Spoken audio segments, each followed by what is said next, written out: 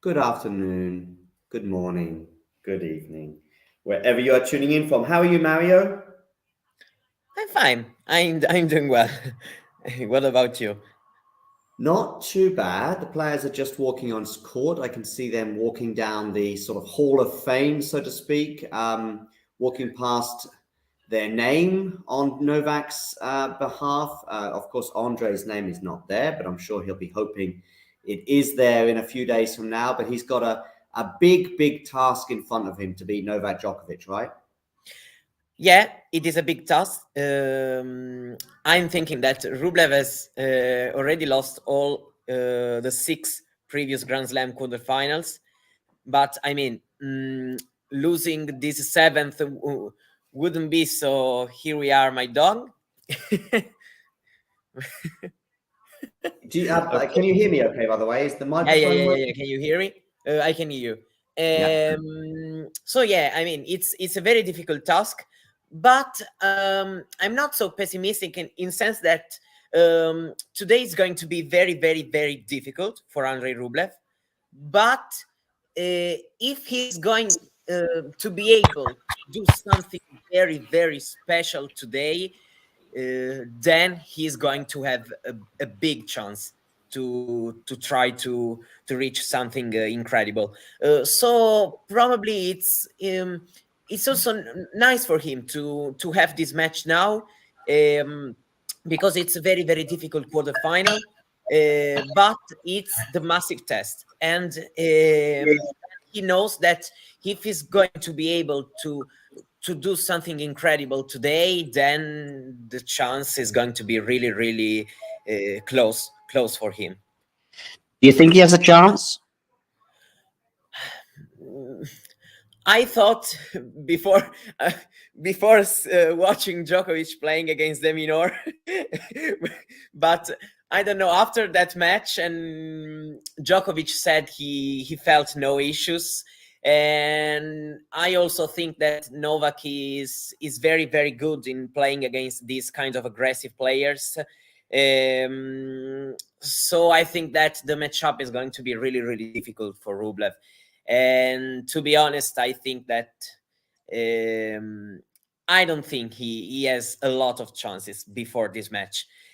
But Rublev is playing well. He's doing some solid stuff since the end of last year. He's going to be top five in the end of the Australian Open.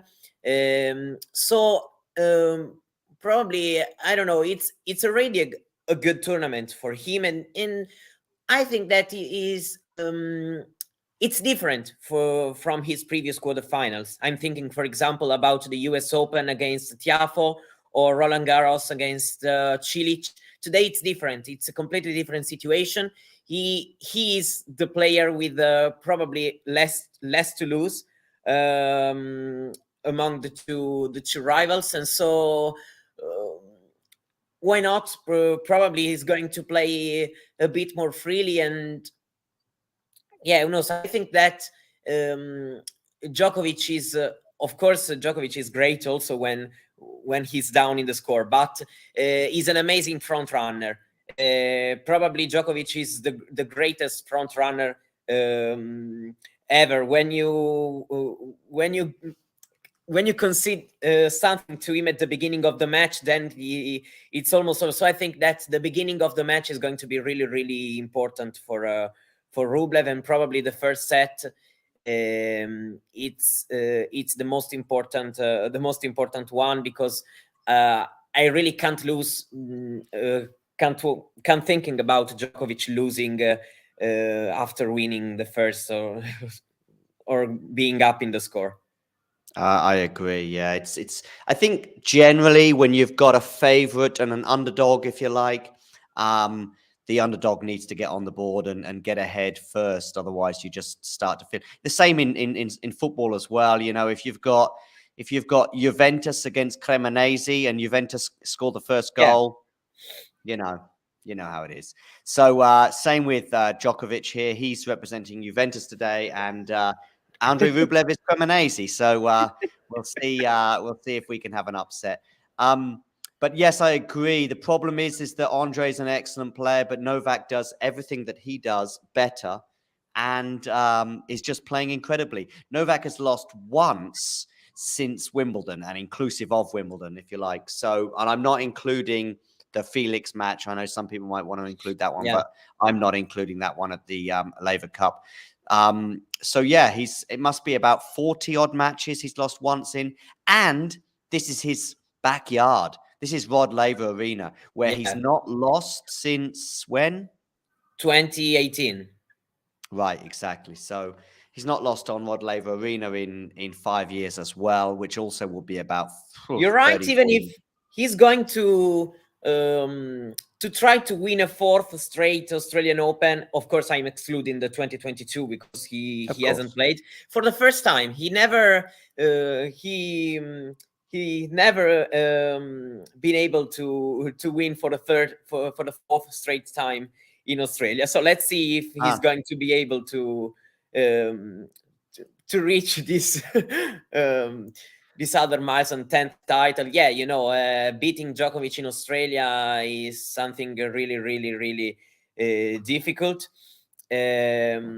I mean, since 2011, Wawrinka in the quarterfinals in 14, sorry. Istomin in 2017 and Chung in 2018. That's all. 3 players has been able to beat him in the last 12 years in Melbourne. So yeah, it's really really difficult. Indeed, it is. Yeah, indeed it is. So the players are warming up right now as we see the temperature dropping a little bit in Melbourne to 22 degrees, so not too uncomfortable. Both players are on court as we speak. They're just warming up. As soon as something happens, we will let you know, of course. Right now, as we can see in this image, Novak is just practicing his serve. And it's also his serve that you would argue in the last couple of years that maybe is the part of this game that he's improved the most. It's no longer an underrated element of his game. I think we all realize just how strong he is on that side. Andre, on the other hand, that's still an Achilles heel of his. He'll need to have a good serving day. I do think in the previous round against Holger Rune, he had a pretty good serving day. When he needed to produce a first serve, he did, particularly in the crucial moments towards the end of the 5th set, in the tiebreaker, especially when he was down.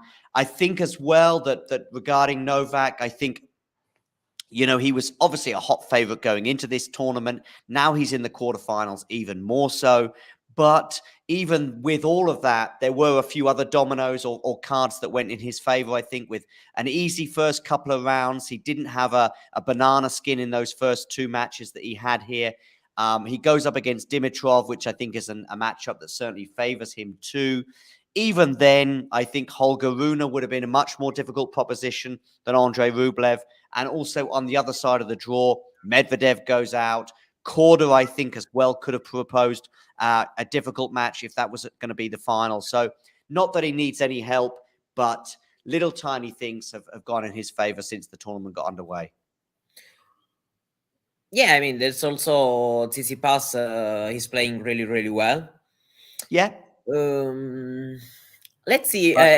It's fun because there is pretty good.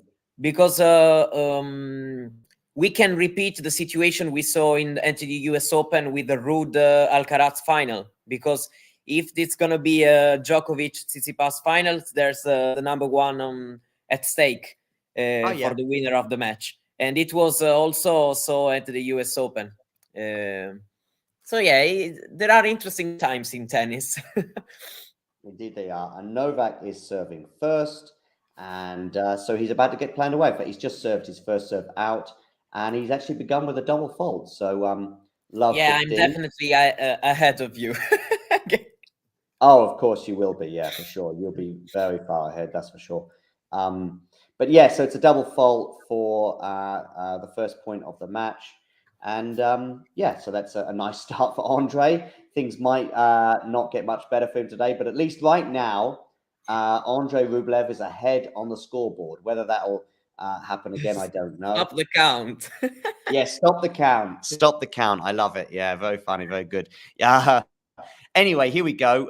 Now he gets a ball in play, and it's 15 all. I will just put up a little image on the screen of the match getting underway, which is nice for all to see. Let us know. I've put a poll on the YouTube, by the way. Please vote in that poll, and let me know whether you think Andrey is winning today or Novak. Also, let us know in the live chat any other thoughts you have on this match. Does Andrey have a chance? Let us know. Oh, nice. Janie in straight away with a super sticker. Thank you for that. Mario's back again. Yes, he's back in Italy as well now as well. How was your journey home, Andrey? Was Andrey? I'm calling you Andrey, Mario. Mario, how was your journey back? No, it was fine for me. No delays and nothing to complain on. So yeah, it was a nice trip. Some time in Milan, to a couple of hours there to have some dinner, and then on the other plane, and it was okay. I was home at midnight, and I slept that night. Good. Yes, I had a really good sort of 24 hours of sleeping around Saturday, Sunday as well. Re-energized me for the second week, and I'm feeling pretty good right now compared to say a week ago when you, me, and Damien at various points certainly were struggling. But yeah, same. There are less matches. It's definitely easier to handle.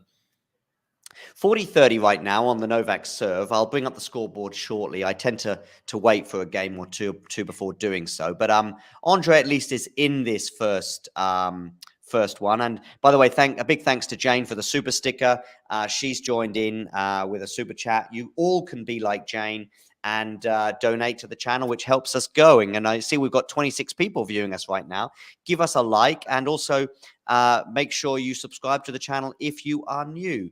At the moment, it's 40-30 on the Novak serve in Melbourne. And listen, if Rublev is to make a mark in this match, maybe he could do so by making so in the first game. Let's see how this rally turns out.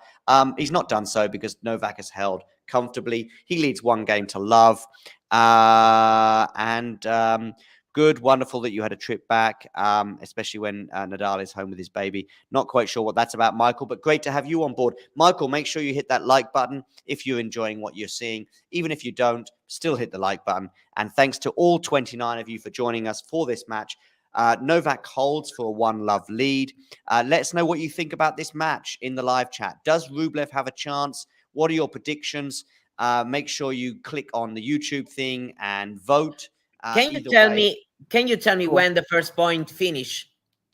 Yeah, sure, I will do. Yeah, as soon as this serve begins, I'll basically talk through this Rublev point, and then maybe you can halt your production, and then we'll be in sync with each other. So the win predictor is showing me that Novak has a 78% chance of winning. That seems about right, maybe even slightly more. So first serve from Rublev goes into the net. We've got a second serve here for on Novak to look at. What are you going to do with this one? And it's a double fault. So that's not the best of starts for Rublev, showing a bit of anxiety. Of course, Novak. Go on. No, okay. No, because I was too far ahead, and I wanted to stop just some seconds because I saw the double fault basically 1 minute ago. Yeah, I know. I don't know what. I don't know why my stream is so far behind, but I also don't know how you're so far ahead either. Because are you watching on a stream? Yeah, I'm watching on Discovery Plus on the stream. Discovery Plus on the stream, yeah. I've got regular Eurosport on, but I don't quite know why my stream is so far behind. And I'm also not quite so sure because if it's a stream, I understand if you were watching on a cable link, I would understand. But if we're both watching streams, they should be relatively similar. Lengthy rally there, and it's 15-all. I've got a tea, by the way, today. I've had plenty of coffee already, so I've switched to tea. What time did you wake up, Mario? I woke up today at 6 a.m. because I went to the airport to pick my dad who went in Norway. I don't know why, on holiday. Okay, and then back home to some tennis, of course, because these are massive days of actions. I am enjoying a lot also the women's event. It's really good. For example, I didn't see live because I was an exam, but I saw in the afternoon Azarenka's performance, and it was really impressive. But I mean, also Sabalenka, of course, Linette, Rybakina, all are playing really good, and so I'm looking forward for tomorrow morning to watch the action, because I think that we can have two really good matches. Yes, indeed. And Rublev here, by the way, looks like he's playing a bit better now. He's got to 40-15 on his serve. So hopefully any of the anxiety and tension that he may have felt beforehand. Isabel, great to have you on board. Isabel, it must be 1 a.m. nearly where you are. So thanks for joining us. I had Vance earlier on covering a match also from California, because I think Isabel is in California. Is your father, Isabel, still out in the Caribbean? I know he joined us for the latter stages of Runa against Rublev.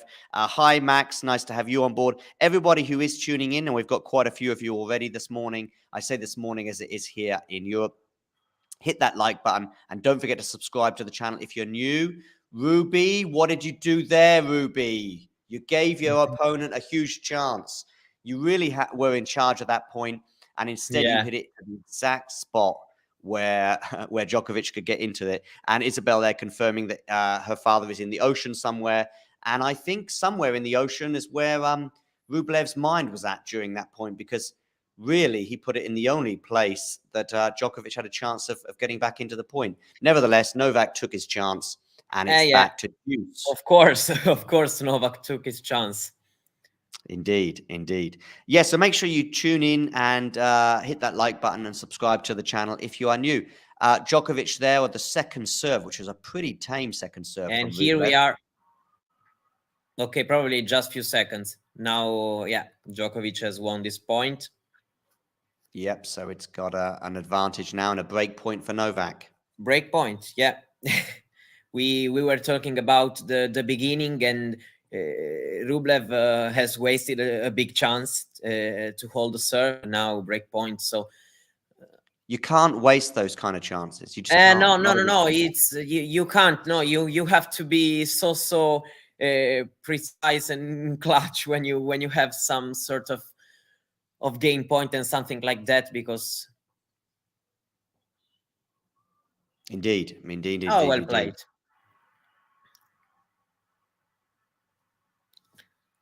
That's nice from Rublev. Yeah, nice point. Yep, indeed. And it's back to juice. I think I'm still about 15-20 seconds ahead of you. You are ahead of me. No, I'm ahead of you? No, I don't think so. No, I don't think so. Yeah, probably 10-15 seconds, because but it's okay. Before I stopped a little bit, it was too large, the gap, so I decided to stop for a few seconds. I've got the second juice on at the moment, and let's see how this pans out, this particular point. We've got juice, goes to the backhand return of Novak, backhand from Rublev, forehand Rublev, which is, of course, his biggest strength, I would argue. They're exchanging forehands, and Djokovic goes wide, so it is advantage to Rublev for his, I think it's his second or his third game point of this particular game. Yeah, it's his third, because he had 40-15, right? I wonder if I can even just go forward a little bit. I can, yes. That probably explains why I was so far behind. I think there was a bit of a lag going on. So anyway, now I'm watching live. Okay, so it's Novak to serve at 1 game all, and he aces for 15 love. That helps a little bit. Maybe we're quite close now. There was a little bit of a lag on my stream. By the way, overall a good first game for Rublev with the serve. He wasted a chance, and he could have the situation could have worsened, but he faced well the break point. I think they are both already on court mentally. They are already there, so it's a nice start so far. Indeed. So 1 game all, 30 love on the Novak serve, which is, as you say, just going to the voting. I can see we've had 32 votes already. Still time to vote. I'll leave the the poll open for a bit longer until someone takes a significant advantage. And it's 75-25 in terms of the vote, which is very similar to the win predictor. I wonder if one or two people vote, though, with their heart. And perhaps there's a few Rublev fans in there. I know Janie is a supporter of Rublev, and I know Isabel is a supporter of someone that isn't Novak. So a couple of votes maybe went Rublev's way in terms of the heart. But yeah, anyway, 40 love for Novak in these opening. What are your thoughts on these first sort of few points that we've seen so far? I mean, it's so far it's pretty nothing unexpected. Some nice rallies. Of course, they are powerful shots and this kind of rallies also because it's the way Rublev likes to play and to think his game, and Djokovic is doing pretty well so far. A couple of double faults, but except excluding that, so far no issues for him. Already a break point, but I think that it's kind of good start from both players overall. Yeah, I think because there was a danger, I think, of it going 3-love, if you like, or going a breakdown for Rublev. I think that being averted is a positive for him, and especially as really he could have easily won that service game, and then he was in a bit of trouble, and you think he may well pay the price. Decent return there from Rublev, 40-15 at the moment on the Novak serve. It goes to 40-30. What we will do, Mario, and also to anyone else who is tuning in, and we've got 30 of you so far on Facebook and on YouTube. Make sure you hit the like button. So we will go to a 1-minute break at the end of this, just so Mario and I can breathe and I can take another sip of tea. So at the end of this game, when they have a changeover, I will put up a 1-minute video so you can realize exactly what's been going on over the last 24 hours at the Australian Open, because I'm sure many of you are still just catching up with what has been going on. I'm catching up here on this play, and it is 40-30, and it is now game, sorry. So Djokovic holds 2-1. We will go to a very, very short Talking Tennis commercial break.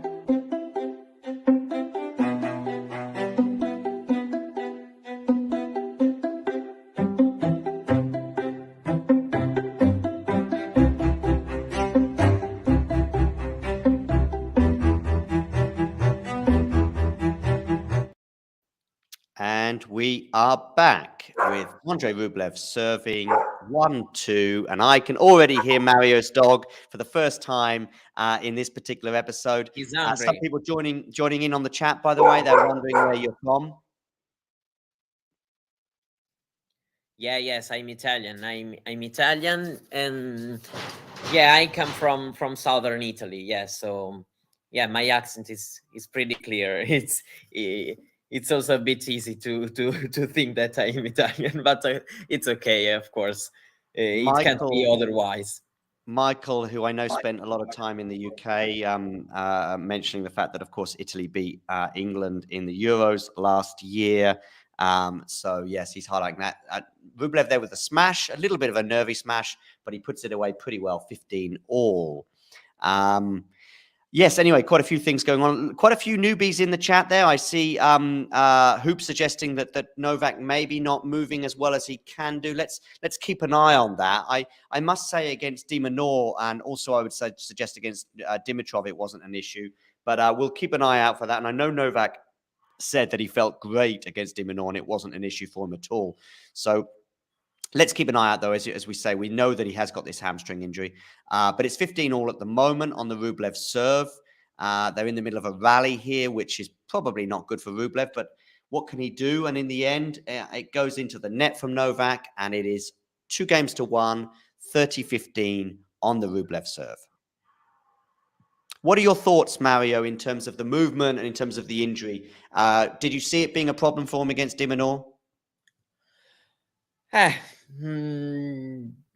Not so much. Of course, against De Minaur, Djokovic himself said he felt good, and we saw it.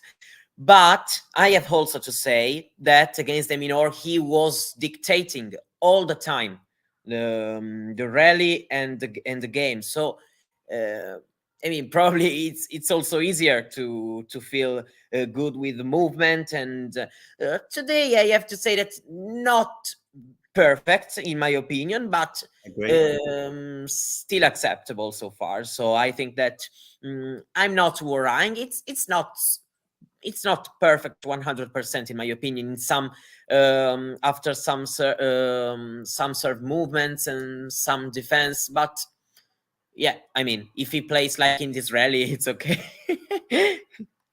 Yeah, maybe you're ahead of me. I'm not sure. I've got a second serve for Rublev at 40-30. Let's see where this one goes. He goes to the backhand of Djokovic, forehand Djokovic, and he's won the point, and it's deuce. Where are you at now, Mario, in terms of the game? No, I've just finished the rally with a forehand winner. Okay, cool. So it's just 15 seconds, something like that. Okay. I'm trying not to look at you because it is distracting when you're watching the point, and I do hear you. So if you go, that was a good point. It's kind of like, oh, okay, I see. He's obviously. See if I can go any. No, I can't go any further forward. I'm watching live. Okay, Rublev now down the tee, backhand return from Novak goes out, so it's advantage Andrey Rublev.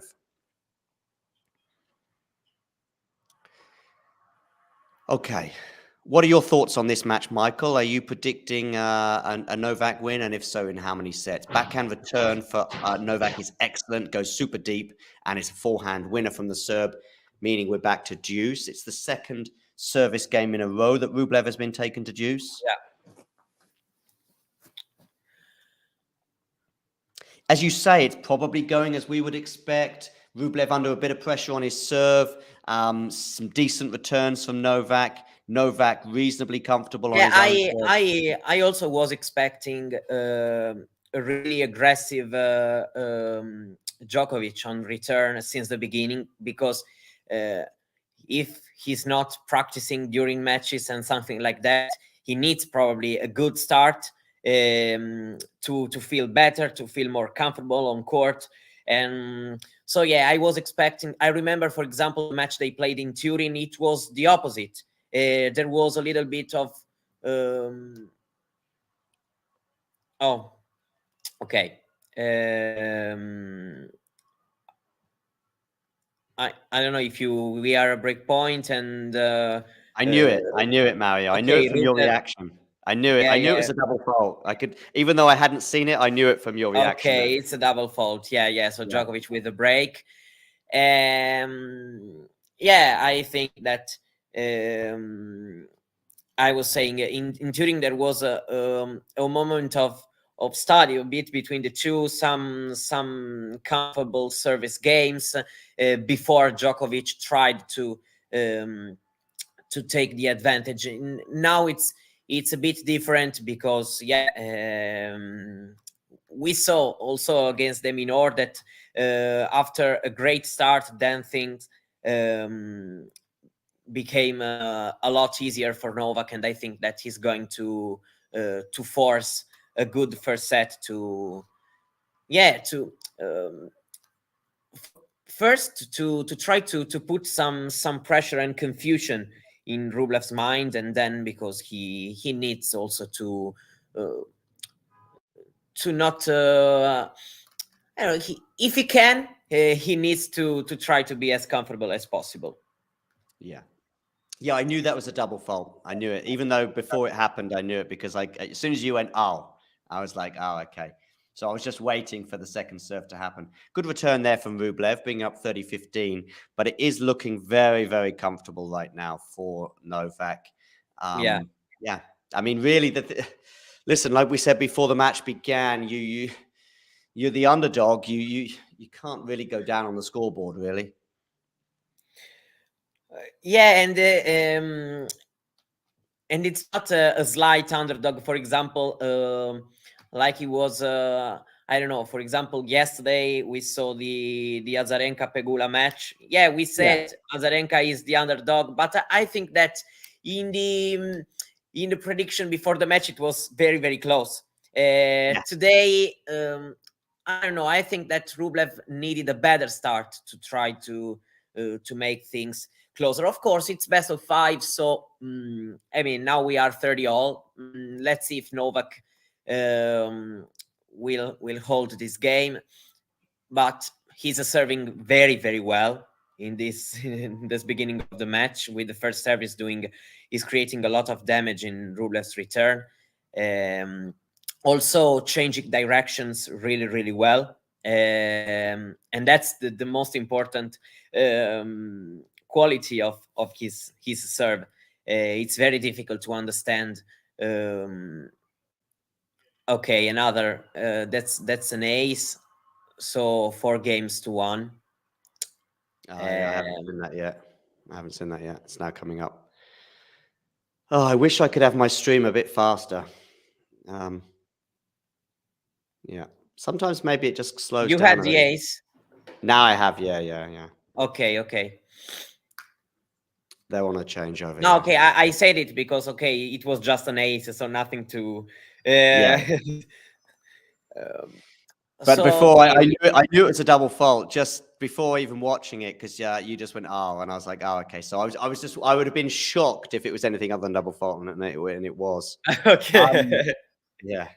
Anyway, 4-1 for Novak. Yeah, the thing is as well is if the injury is an issue, it just hasn't really been tested yet, either in this match or probably in the tournament, partly because Novak is so good, that his serve is so strong now, and his return is the best probably in the history of the game. So once you're getting that first point, if you like, or that first shot, to such an extent, and you're not, and against de Minaur, he's not involved in rallies. We just don't have any evidence to see exactly. It's not like he's being pushed around on clay as well. Maybe that's exactly. There were rallies, but Djokovic, de Minaur was running right and left, and yeah, it was so. And Djokovic was dictating the play. Had also time to move well, to go for his shots. So. But yeah, for sure, I think that the injury is progressing quite well, because otherwise he wouldn't be able to play at this level. So that's a good thing.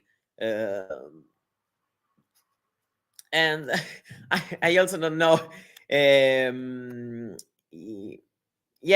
What he has to do to have been tested more, because I mean, now for example, now he is up a break in the first set.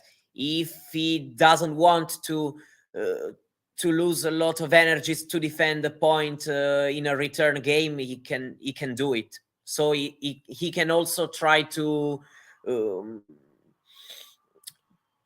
decide in which point to go for a massive defense, in which point just let him do the winner. If you have an early advantage, you can also try to keep some energies and to try to not risk too much. So that's also why it's important to him to have an early advantage.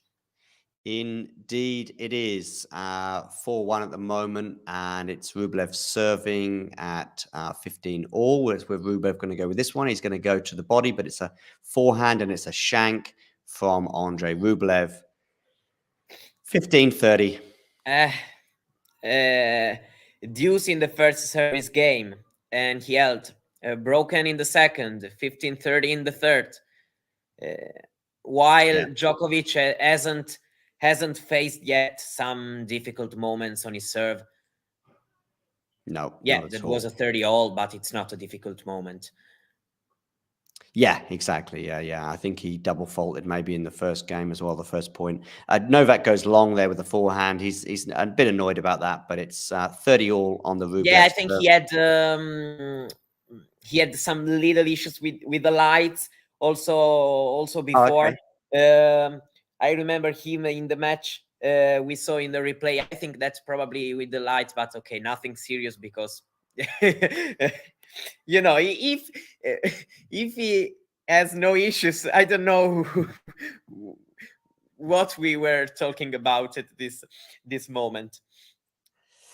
Anyway, break point again, 30-40. Let's see how this one pans out. Rublev serving goes wide to the backhand. Forehand, Andrey Rublev. Good winner, that one. Deuce. Yeah, good winner.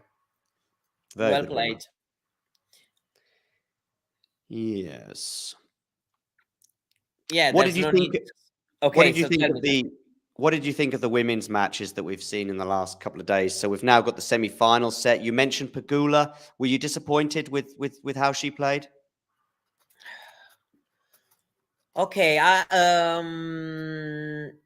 mean, Azarenka put a lot of pressure on Pegula. It was an incredible pressure in the rallies. And Pegula did a good job in the end of the first set to try to level the score and then probably it was too much. I mean, of course we could have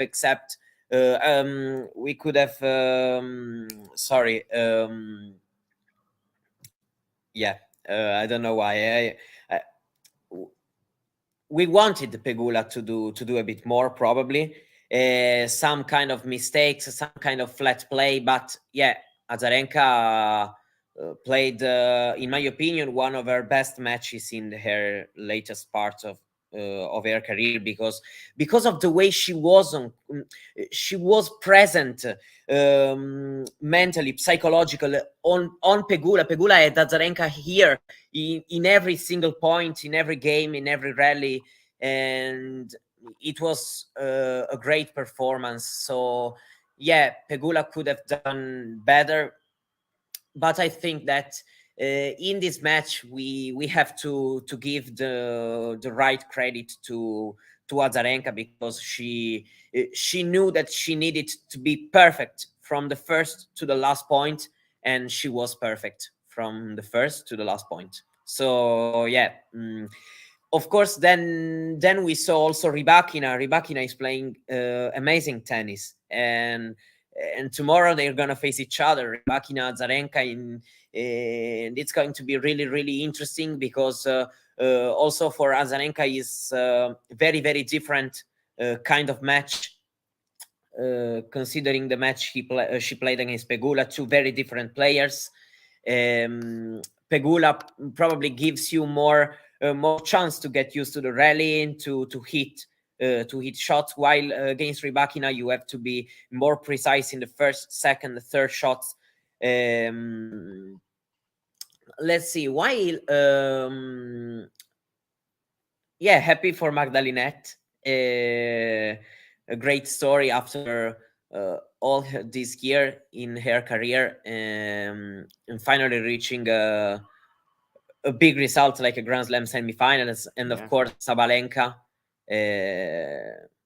What to say about Sabalenka? Probably the most convincing player so far in the tournament, and now she has a very big chance. Let's see if she's going to finally push through the semifinals and reach a maiden Grand Slam final. Yes, let's see. I'm just going to just have a quick listen to myself. Must make sure the microphone is working okay. Yep, it is good. Yeah, I can Um, hear you well. Yeah, I just wanted to be sure about the microphone, but it's fine. Yeah. Anyway, Rublev is facing a break point again. This game is really into, I think, 6 or 7 minutes now.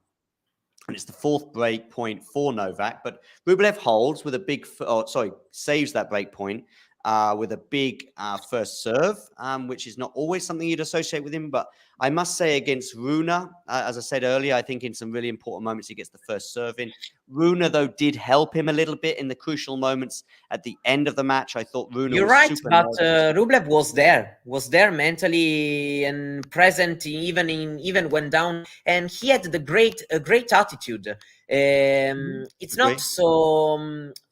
so common for us to see Rublev with a great attitude, even in difficult moments when he was down to love five in the tiebreak. He was still there, trying to play the next point, and it was a good surprise for me to say a calm Andrey Rublev on court, even when things were difficult. And so, yeah, it was nice to see him with this attitude. Agree. Fifth break point here now for Novak. He's on the forehand. There's been a few wayward forehands. He seems to be a bit annoyed about that today, but that's a good forehand there. Sets himself up. Is he going to win this point? Probably, I would say. Good change of direction there, but Reese should win this point. Yes, he does. And it's 5-1 for Novak Djokovic. Yeah, I mean, and we were saying we are 5-1 with the serve, and we were talking about some forehand mistakes. That says a lot about the match so far. Yeah, because if someone is up 5-1 with the serve, we should have said, "Oh, perfect, unbelievable." Instead, we were still talking about some forehand mistakes. So yeah, so far, the match is going really, really easily in his way. There's nothing I've seen. Even a bit more than I was expecting. Yeah. Yeah, because I knew that Djokovic was the clear favorite, but I don't know. Starting with a double break in the first set, it's also huge considering that Rublev has a big weapon with the serve, and yeah, I wasn't expecting this start. Even if I was expecting Djokovic to win the first set. Did you think Novak would win in straight sets? Given how this set is going, probably no way that Rublev can make something. Now nice passing shot. Djokovic not perfect with the volley, but yeah, probably yes. I think no way Rublev can. I mean, Yeah. if he manages to get better, he can make things closer in a set. But would it be enough? That's the question. It's difficult to imagine a big change in the match. But of course, best of five. I mean, it's still a long way, but we already saw this film a lot of times. Yeah, that's the That's thing. the fact. Yeah, on a hard court. I mean, that ATP finals match really was kind of ATP finals, and but also with Djokovic, especially in this court, we saw a lot of these kind of matches. Let's see. Rublev needs to be in the only game he took. He was brought to deuce. So far it's a no contest. exactly. I hope for the match, and for me that I'm watching that that the match can get a little bit closer, and not because I'm cheering for one or another, but just because I mean it's not beautiful to to see a match without some kind of drama. So I'm guessing Carlos here, who's just joined us, is not a Novak Djokovic fan, because he's suggesting that this week Rublev beat Rune to make the match basically for Djokovic.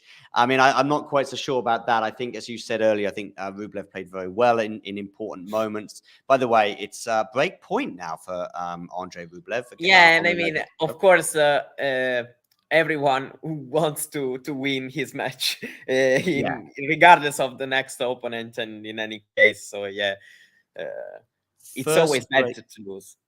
First break point here for Andrey Rublev in this match so far, but he is 1-5 down. Djokovic serving, probably, if it's Djokovic, it'll probably be an ace, and it's an unreturnable anyway, down the tee. So back to Deuce, saves that break point. Andrei's already looking a bit down. But anyway, we'll see. We'll see. Still a bit to go, and although I expect Djokovic to win this set, Rublev has just got to reset, and, you know, it's kind of expected, but we'll see. We'll see. As you said, I mean, Djokovic has still got another level or two to go up, in my opinion. Goes down the tee with that one. That one goes wide. It must have been pretty close, though. Second serve here for Andrey Rublev to set at. Look at 37 minutes on the clock. Let's see where Novak goes with this serve. And he goes out. He tries to go wide, but it's a double fault. So it's another break point for Andrey Rublev.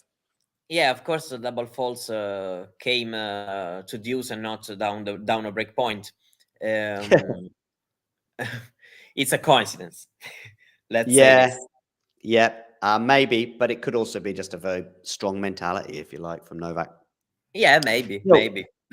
He's double faulted 3 times so far in this match. Yeah. At the beginning, that's another great serve. Indeed, unreturnable. Deuce, back to Deuce. Yeah, and that's the difference so far. Because we look at the clock, and the time is almost 40 minutes because there were a lot of close games. Mm-hmm. But in these close games, Novak has played better in the big points, and of exactly. course, and this is the only thing that matters in tennis, because you can win more points. You can we can have a 6-love with the 12 games, 12 Deuce games. So yeah, exactly. Yeah, I mean, we had something like that, I think, in the French Open, the first set in 2020. Yeah, you're right. Oh, nice point. Very nice, very nice, very nice. Yeah, nice rally. But Rublev had chances to win that point. Of course. Rublev must have won this rally.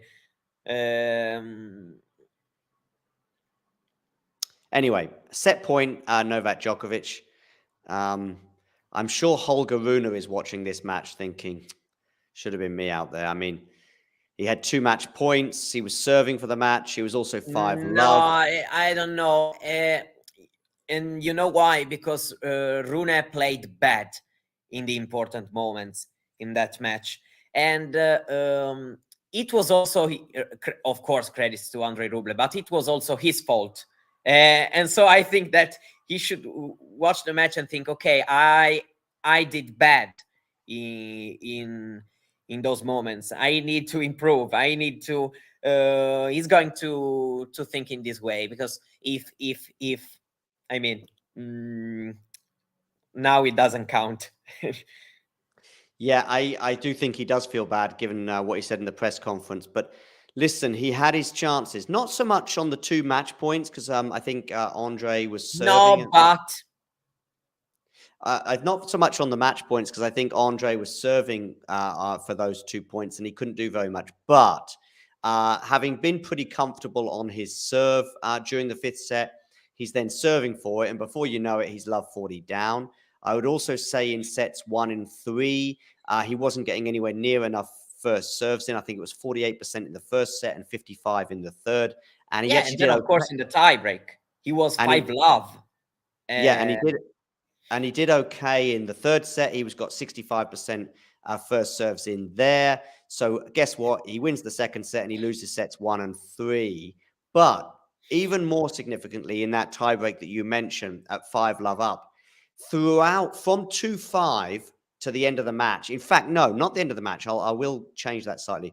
From 2-5 until 9-8 in the tiebreak, he was very tentative. He was just getting balls in play. He was dropping the ball far too short. Yeah, no, you're right.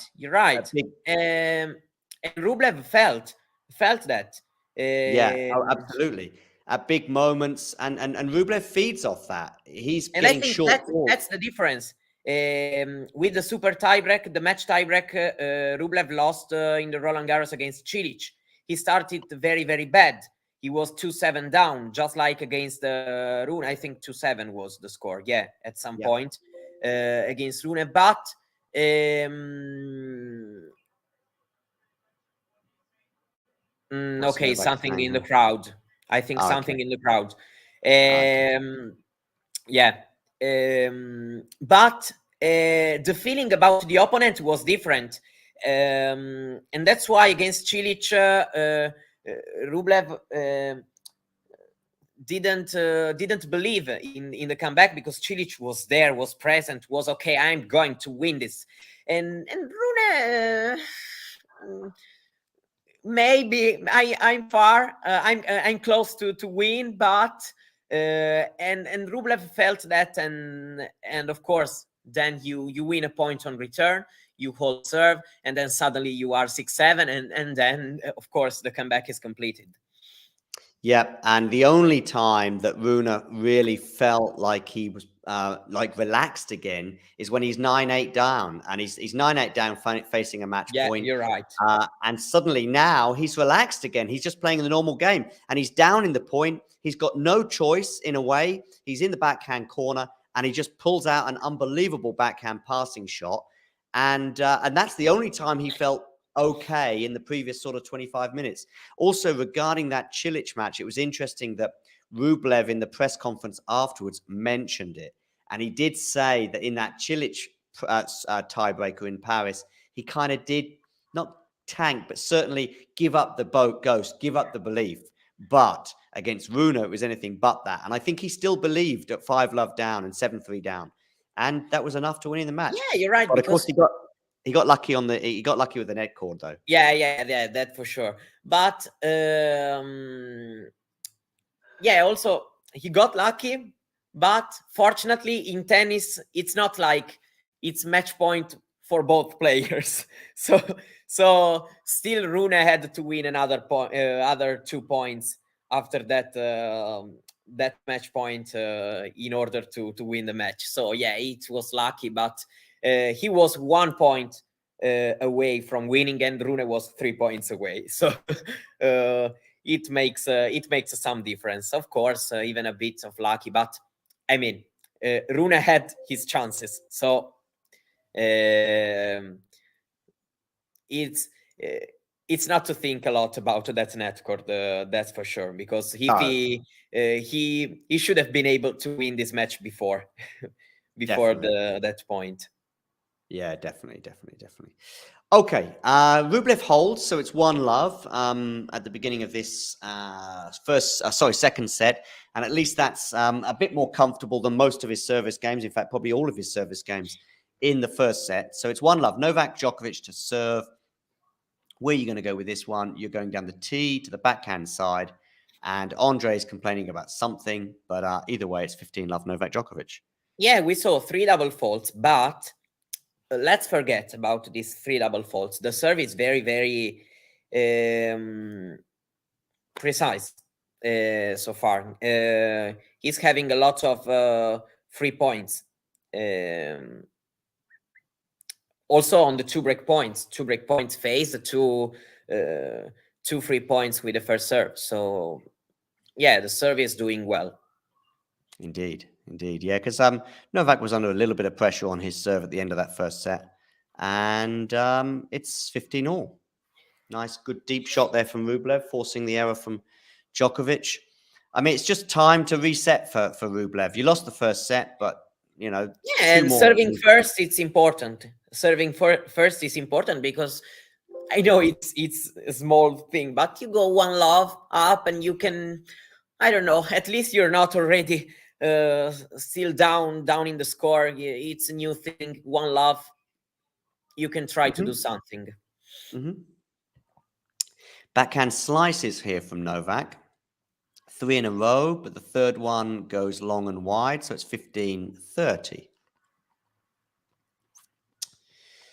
Yeah, Novak doesn't look particularly happy out there, even though he is one set to love up. I know he was a bit annoyed with someone in the crowd. I think there was an issue with the lights, as you touched on. So despite winning that first set 6-1, he sort of just feel a bit grumpy out there. But we'll see how things progress. Novak serving 15-30. Where are you going with this serve? You are going down the tee, and it's an ace, 30 all. Says something to his box. There's a bit of wind out there. He's smiling now, at least. Maybe he heard me mentioning that's 6 aces already for Novak and none off the racket. Yeah, even if Djokovic is the opposite than Daniel Collins. Daniel Collins is always angry. Djokovic, even when Djokovic smiles, you don't know if he smiles because he's happy or smiles because he's angry. I know what you mean. Yeah, I think on that occasion he was okay. He seemed a bit annoyed. I mean, he should be okay. After that serve, he should be okay. Yeah, indeed. 40-30 he now leads. But I know what you mean. Sometimes people smile like this. Yeah, you're right. Sort of, and Djokovic does like that sometimes. Yeah. I know. Okay, 40-30. Novak Djokovic to try and level this up at 1 game, all in the second set. As the clock ticks past 8:30 in the evening in Melbourne. Forehand return from Rublev is decent. He'll be looking to try and get this to deuce if he possibly can. Some good shots from Rublev. Should win the point from here. Doesn't. But yes, he does. Juice. But the volley was horrible anyway. Oh, it was horrible, yeah. Giving Novak a chance. Just close the point. You have just to close the point. Agree. And there's been so many points like that, it feels like. There's probably been 3 or 4 points where he should have just easily won it, if you like. But giving Novak the chance, Novak couldn't quite get it back in play. And we are at deuce on the Novak serve. At least this is something for Rublev to think about. He's 1 love up and he's at deuce on the Novak serve. That's as good as it's got so far, I would suggest for him. Second serve. I was going to say, I thought it was going to be an ace for a second. Second serve, Novak Djokovic. Deuce. And where are you going with this serve? To the forehand side. It's a second serve ace, is that? Yep, it is. Took a risk. Took a risk on that one. Oh, did Rublev get a racket on it, did he?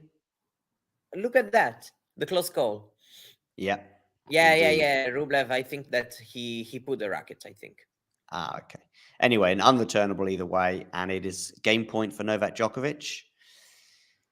Where are you going with this serve? You are going towards the body, but it's gone long. So it's second serve. Advantage Novak Djokovic.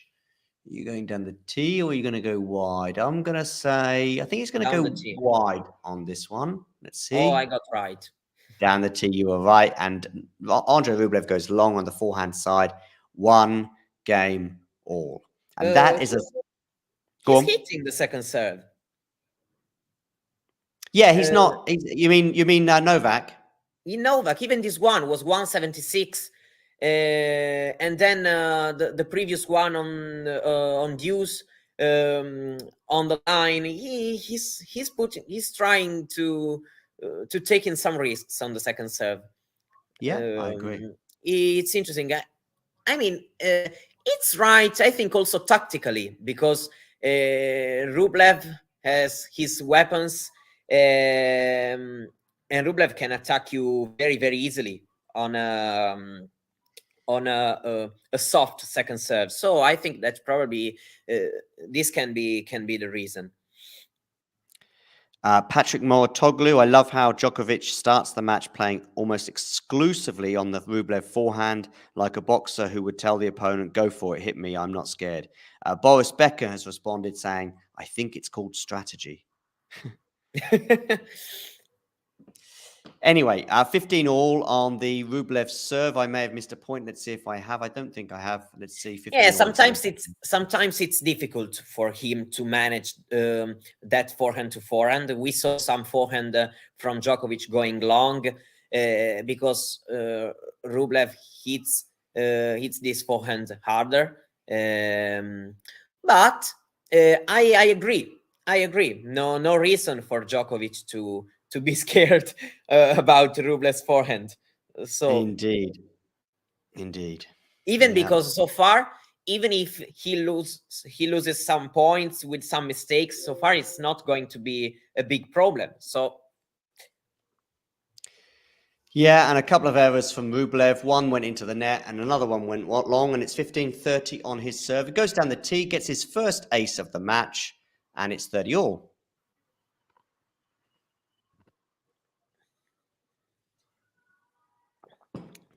yeah, this game, useless to say that this game is crucial. I know. I mean, but really for Andrey, from now on, every game is crucial, really. Of course. I mean, we saw that we said that we can't see Djokovic losing after winning the first set. Imagine after winning the first two. So, indeed.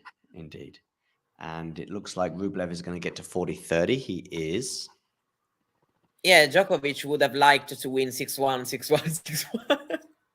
Yeah, I know. First shot. Probably that's why he's complaining. Indeed. Okay, 40-30, Andrey Rublev. Serving, goes down the tee again. And it's enough to win up the point. 2-1. Big hold. Big hold indeed. Yeah, we were seeing a stat. Yeah, we were. Go on, what did it say, more or less? The first shot, Rublev is hitting after the serve. And he's hitting the backhand, right? 78%. So Djokovic is able to return first or second serve, and 78% of the time Rublev needs to hit the backhand. And that's huge to start the rally, because then, of course, then Djokovic can go even to Rublev's forehand, because of course the first 2-3 shots are the most important in the rally. Then you can let him hit the forehand, but if it's, for example, too far behind the baseline, it's not so important which kind of shot he's going to hit. So Agreed. Yes. Okay. What has Andrey Rublev got to do? Well, he's got to hang in there. That's for sure. He can't afford to go a breakdown in this second set, or there could be big problems for him. Novak is playing. I think Novak has a gear to go up. He can play better, but at the moment he hasn't needed to do so. He seems to be a bit annoyed about one or two little things.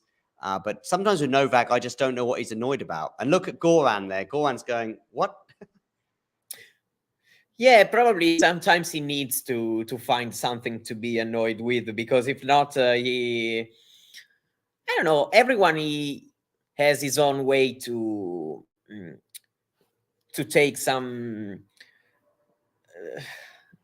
to take some positive energies and something like that. Sometimes some players needs to complain about something with their own box, and for me it's okay as long as they do it with their own box. For me it's okay, no problem with that. Indeed.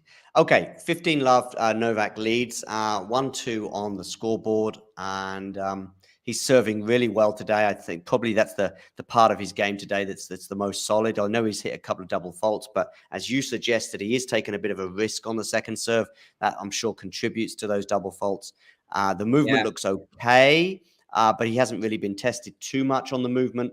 Because on the odd occasion, Rublev has had the chance to push him around the court. A wrong decision from Andrey, and suddenly Novak is back in the point. Okay, where are you going with this serve? You're going to the backhand. It's a decent return, though, from Andrey, for a bit unorthodox. Andrey comes into the net. Oh, it's good. Okay. Oh, it's landed in. That was probably a mistake there for Andrey to come into the net there. And he then puts a forehand into the net. 30-love. Andrey Rublev. Yeah, I wonder if we're going to also for your confidence. If you don't manage to win this kind of points, and then your confidence goes down, because if you can't, of course, a lot of times you can't return. A lot of times you have to defend. But when you lose a point like that, it's difficult, especially if you have just lost 6-1 the first set. Yeah, and also with the approach shot there wasn't really good enough, giving No. Novak the chance to sort of loft it up high. Good defense from Novak with the high loft up, and it does land deep onto the baseline. But then that makes Andre look a bit foolish because he's come into the net. Oh, And amazing this one. yeah, game to love. 2 games all. Amazing with the backhand. He did an amazing job here. Yeah, at the net there with that little half volley. I agree. Yeah. Yeah. Yeah. Yeah, because the serve and volley was probably not a good decision, given the fact that the serve was not so was not an impressive first serve like other times. But yeah, he managed to do some great stuff with the backhand. 2 games all. Andre serving. That's a good shot down the line there from Novak. And he comes into the net and he hits that one away. And it's love 15 on the Rublev serve. What about Tommy Paul, Djokovic? What do we think about that potential semi-final? I think it could be more competitive than this one. That's what I would say. I have to say that probably I agree.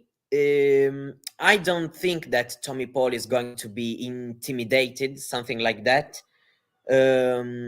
So I can agree that probably it's going to be at least a closer start of the match. I still think that okay, it's a long way to think that Tommy Paul is going to be a very, very, very big threat. But yeah, I agree with what you're saying, because I feel like he's strong mentally. He's strong with his game in so far. Now we have love for him. Yeah. Yeah, I think that he's able to start the match with a different mindset and trying to mix things a little bit better than what Rublev does. That's why I think that Djokovic is the most horrible matchup for Rublev. To be honest, because yeah, we know that there's been the final in Belgrade, but it wasn't the same thing.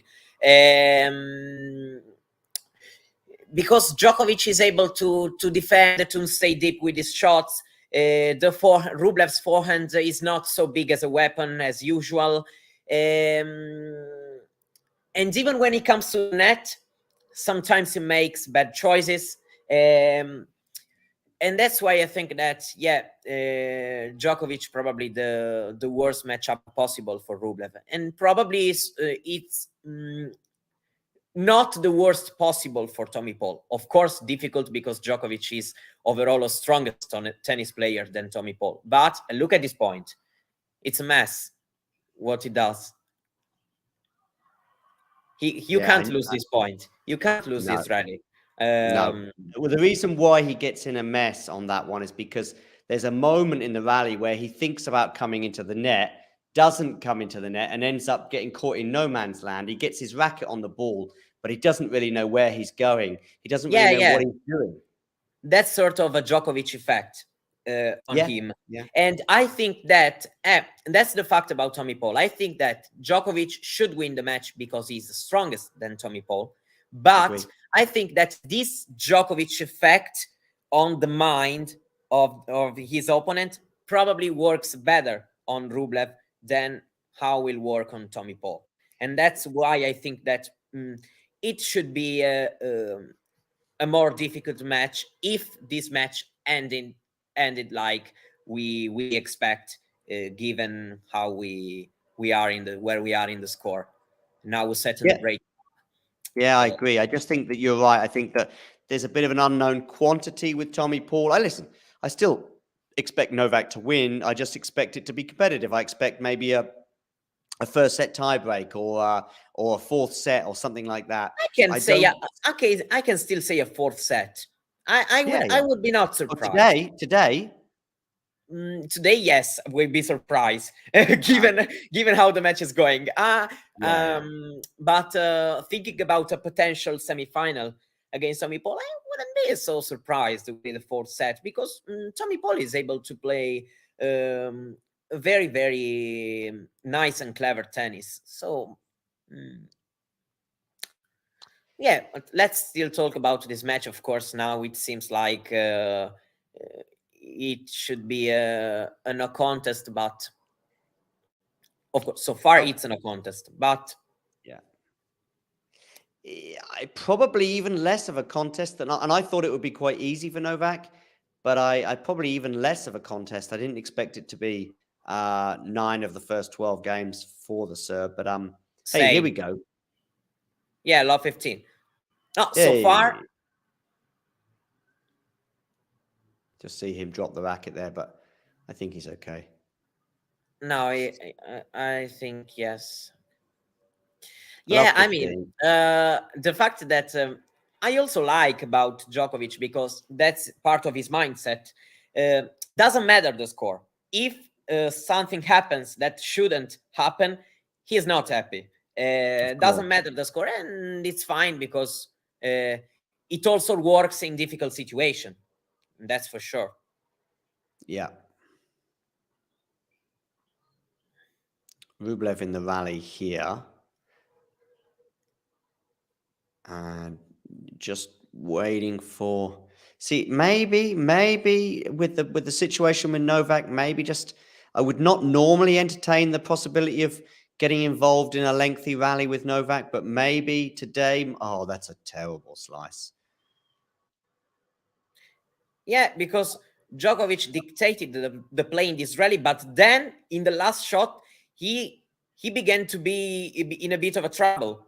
And yeah, so you did a wonderful job to stay in the rally, and then you have lost the point like that. I mean, of course, for Djokovic, it's important to be almost perfect with his shot, because if he's not 100% physically, of course he needs to be perfect with his shot. So I can also understand why sometimes he tries to stay perfect, and of course also thinking about the match. But of course he always has the mentality of of the world tournament, and of course still a long way to go. So nothing is done yet. No. Okay, 3-2 Djokovic leads, and that's a really good shot from Rublev. In charge of the point, goes the wrong way, of course he does. Backhand now, Novak is now back in the rally that he should have lost about 5 minutes ago. Anyway, forehand here for Novak. Oh, out! He's gone long. He's gone long. It's this time, it's Novak's turn to if you like, and Rublev gets away with that. Yeah, it is windy, yeah. So windy, yeah.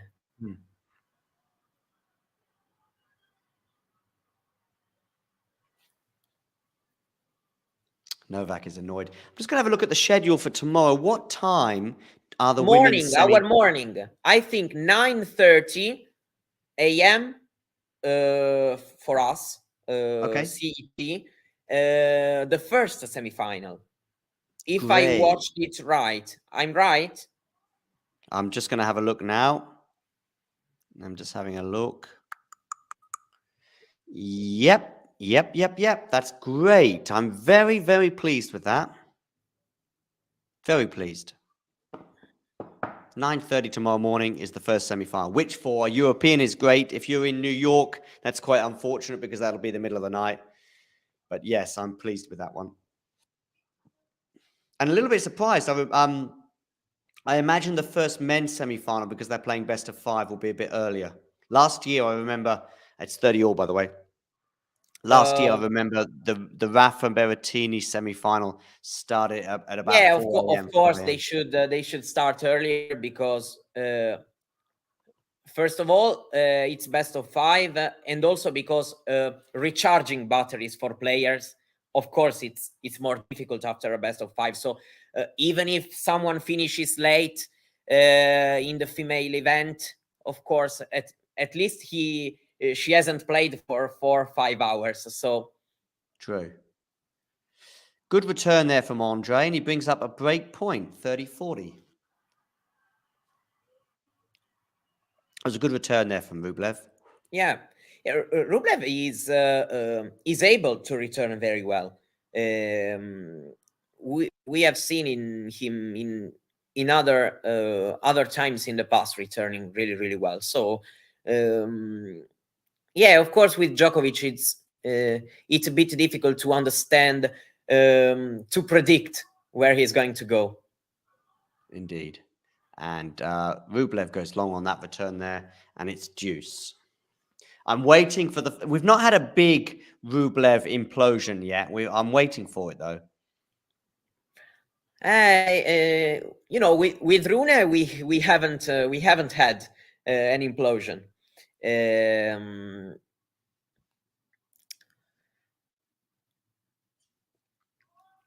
Let's see. Djokovic. Backhand return from Rublev. And Djokovic. Yeah, okay. I have understood. I have understood why he's annoyed. He's not able. Okay, he's not able. I mean, to find the right distance with the ball sometimes because of the wind, probably. Okay. Because in this backhand was clear the distance was. That was the mistake. Yeah. And probably, given the windy conditions, this could be the issue.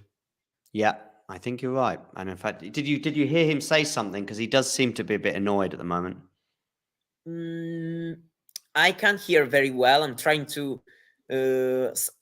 Sometimes he speaks in Italian towards his box, so I can try to read. Rublev in charge of this point. Perhaps should have gone down the line there, but it was the trickier shot. Exchanging here. There's a chance for Rublev in this rally, but that's a really good shot from Djokovic. Djokovic comes into the net and wins the point, and he's excited by that one. And that was, to be fair to Rublev, on that occasion, I think Djokovic won that point. Yeah, yeah, this time, yes. I think that Rublev has played a good rally, then good job from Novak. I mean, he's done worse in some rallies. In this rally, he played his game. Then we can't expect him to.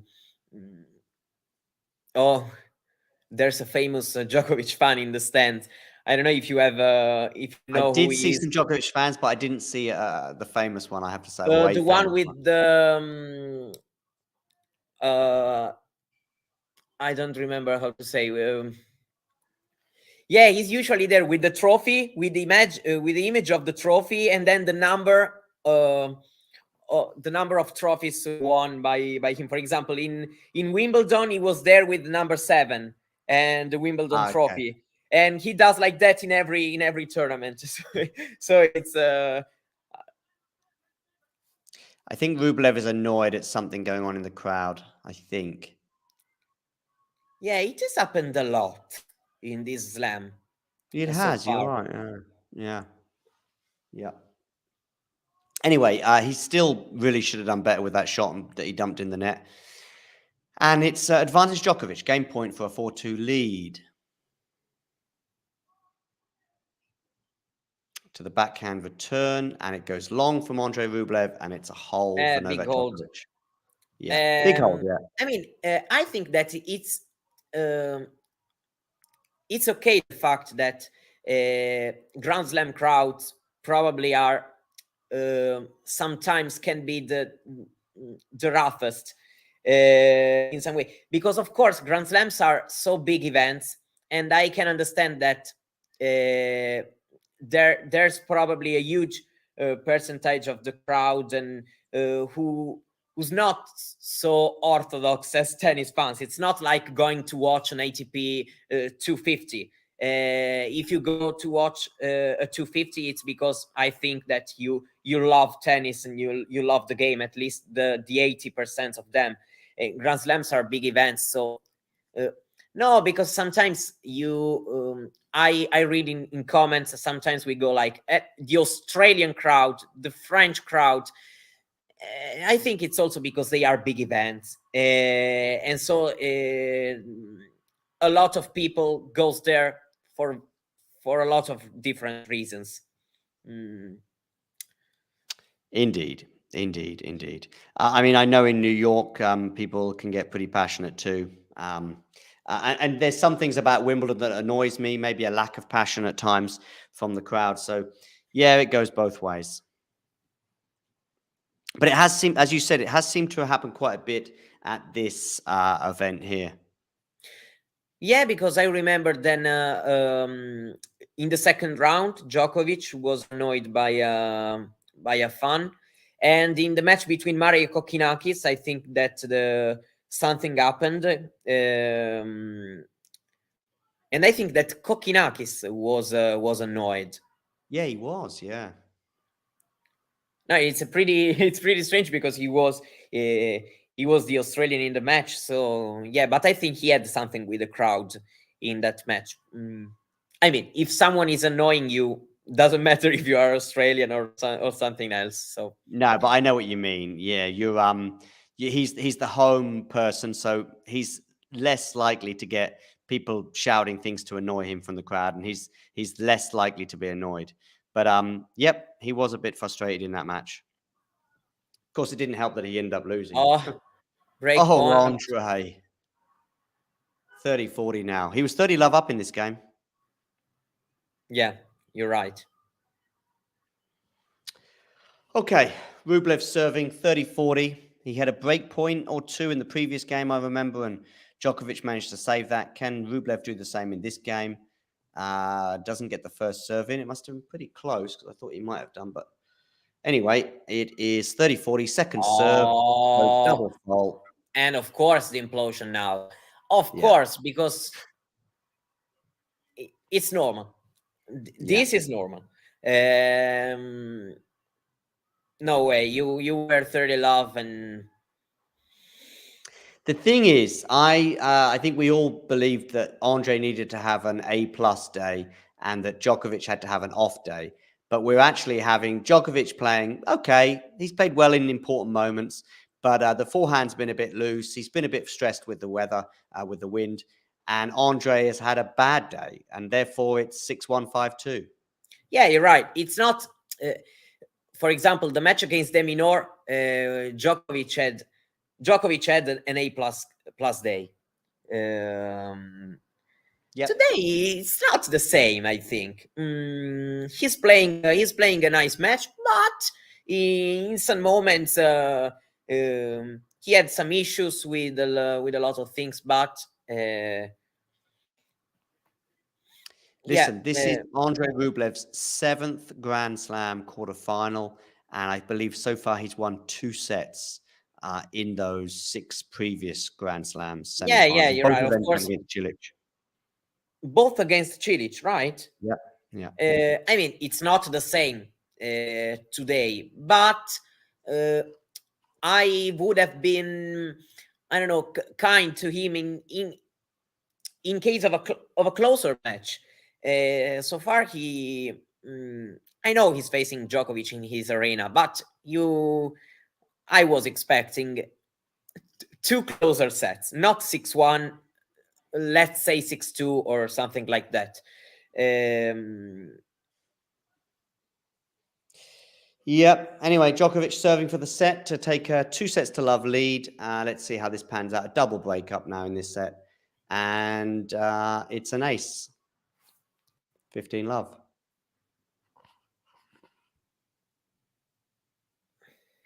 Let's see where Djokovic goes with this one.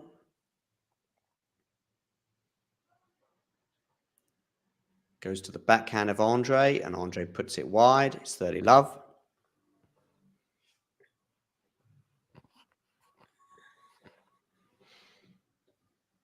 Did you see the Tsitsipas-Lehecka match yesterday? I know you had an exam yesterday, so you might have missed that one.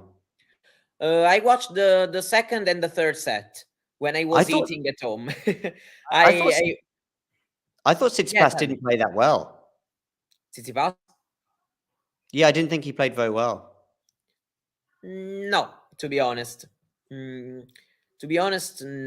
But it's also a good sign. I guess, yeah. In some way, it's also a good sign, because it's the same. Let's taking the other favorite in the draw, Djokovic, as an example. Mhm. He doesn't play always a great match, and Tsitsipas did what he needed to do in order to win, and to win, yeah, he had to face some break points, but still to win quite comfortably in the end. And I think it's a good sign for him, because having troubles against Sinner, even if against Sinner, I think he played a good match. Tsitsipas in that 5-setter. I mean, I'm seeing Tsitsipas with some confidence I've never seen in him before. This confidence, this self-belief to say, okay, I'm in trouble, but I'm still going to win this. I'm still going to making things comfortable for me, and that's good. And that's good for him. Rublev down set points, decided to play. Yeah, I saw that with the return of serve and then that forehand winner. He's down 2 set points and he's just like, you know what, I'm just going to hit this as hard as I can, and he wins 2 points in a row. So he's at deuce now on the Novak serve. I mean, the return of serve in particular, but that shot as well. But the return of serve for the previous point was just like, I am just yeah, of course. Maybe he's going to try and attack. The trouble is, must have, maybe that clipped to the net. I'm not sure, because I think it got that in. No, second serve. Oh, it's a second serve. Thank you. Where are you going to put this one then, Novak? And Andrey. Oh, that one must have clipped the net. Net. Yeah, because even if very, very low, I'm listening a little bit. Oh, well, that's good. That's good. Okay, Novak Djokovic, second serve, backhand return from Andrey Rublev, backhand now to the forehand of Novak.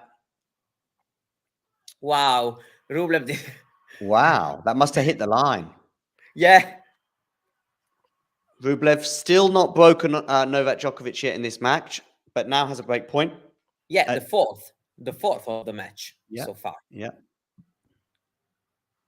I think the fourth, if I'm not wrong. I'm not Yeah, watching it feels the like stats. it sounds about right.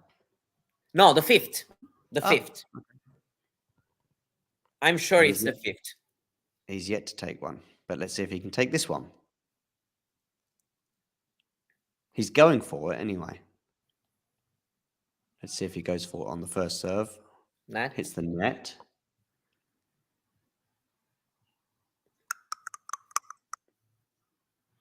Okay, Novak.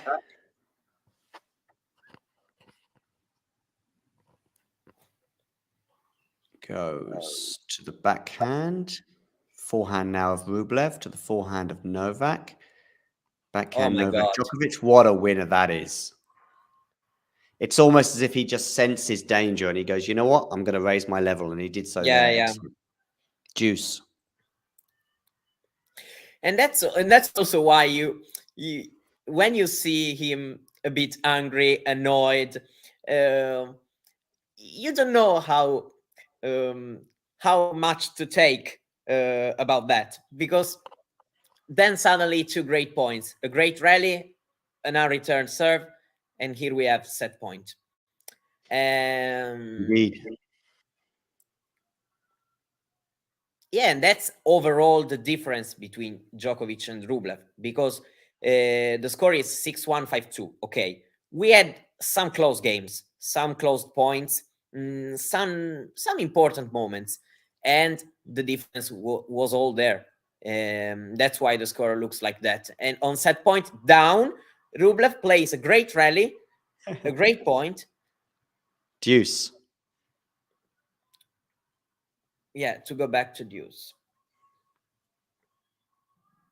Yeah, in fact, you see 1 hour 21. It's not the timing for a 6-1, 6-2, because we had some crucial games, some very hard-fought games. Yeah.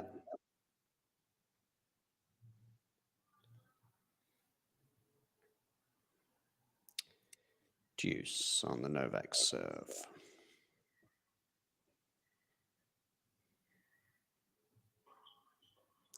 Novak goes to the forehand of Rublev. Rublev puts it into the net. Andy A bit Murray. annoyed with that one. Yeah. Yeah, yeah. Back in Scotland.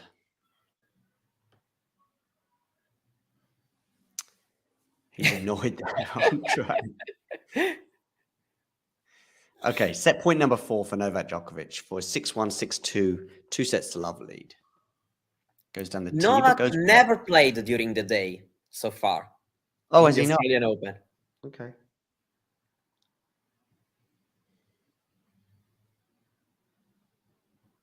Okay, and this time goes to the backhand, and that's good play from Andrey Rublev, but good defense from Novak, and that's a good winner there, Andrey. Deuce. Yeah.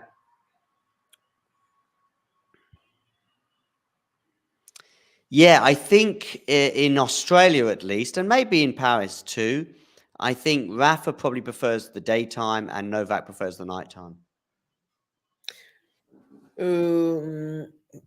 Yeah. In Australia, I know that Djokovic prefers the night, and of course, it's easy for him this year to get the night because he's the biggest name in the draw. Rafa went out this point. Djokovic tried to imitate Rublev. Yeah, he did. Yeah, you're right. Yeah. Of course, Djokovic and Nadal were two opposite sides of the draw, and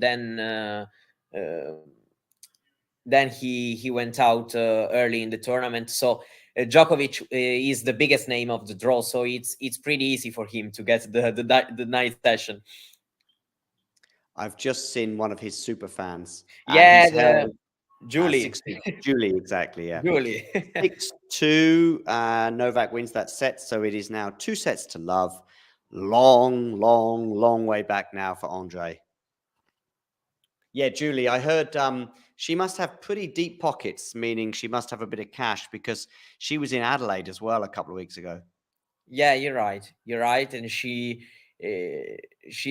lives in England, so it's not not cheap. Yeah, she's kind. I like her. She's a kind fun. So 4 unforced errors. I don't know this stat. Djokovic, the whole set, 4 unforced errors. Probably it's a bit low. Probably he made some unforced errors. I don't know. Yeah, don't know. I mean, no double faults, so yeah, it can be. It can be. I mean, of course, Rublev hits the ball very, very hard, so probably some of them don't count as unforced, but yeah, maybe. Excuse me.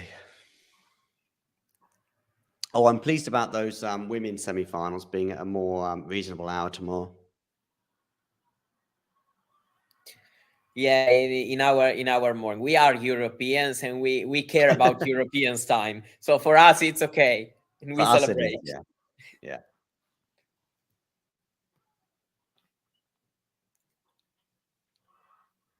So what do you think about the semi-finals, the women's semi-finals?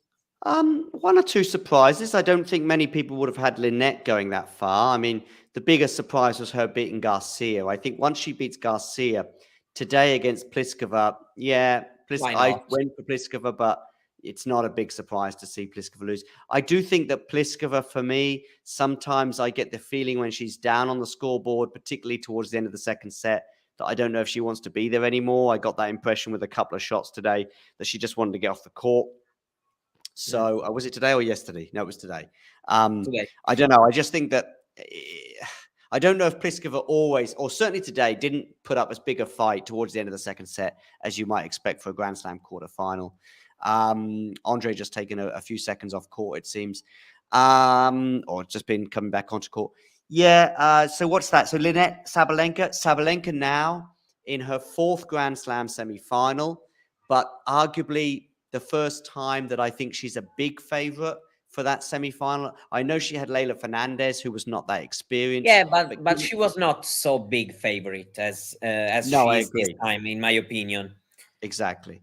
So for me, she's a huge favorite now for the first time going into a Grand Slam semi-final. So be interesting to see how she manages that dynamic. But yeah, I had Sabalenka to win the tournament beforehand. And of course, there's nothing that makes me want to change my mind. If there is anything that's going to change my mind, it'll be Rybakina.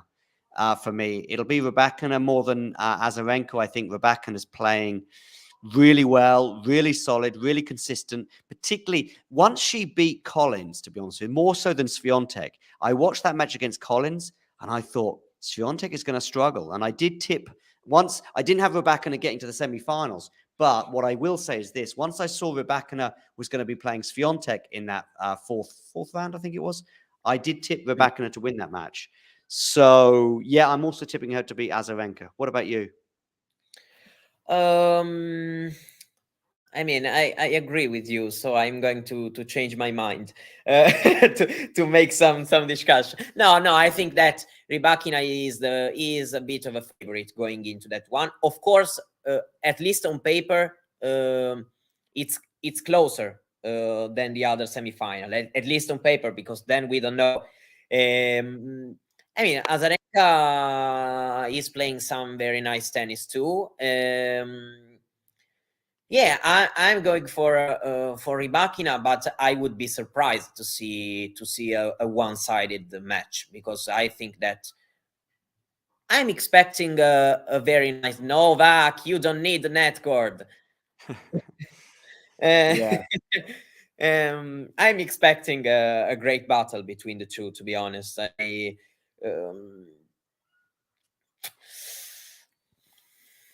Let's see. Rybakina, if Rybakina serves well, I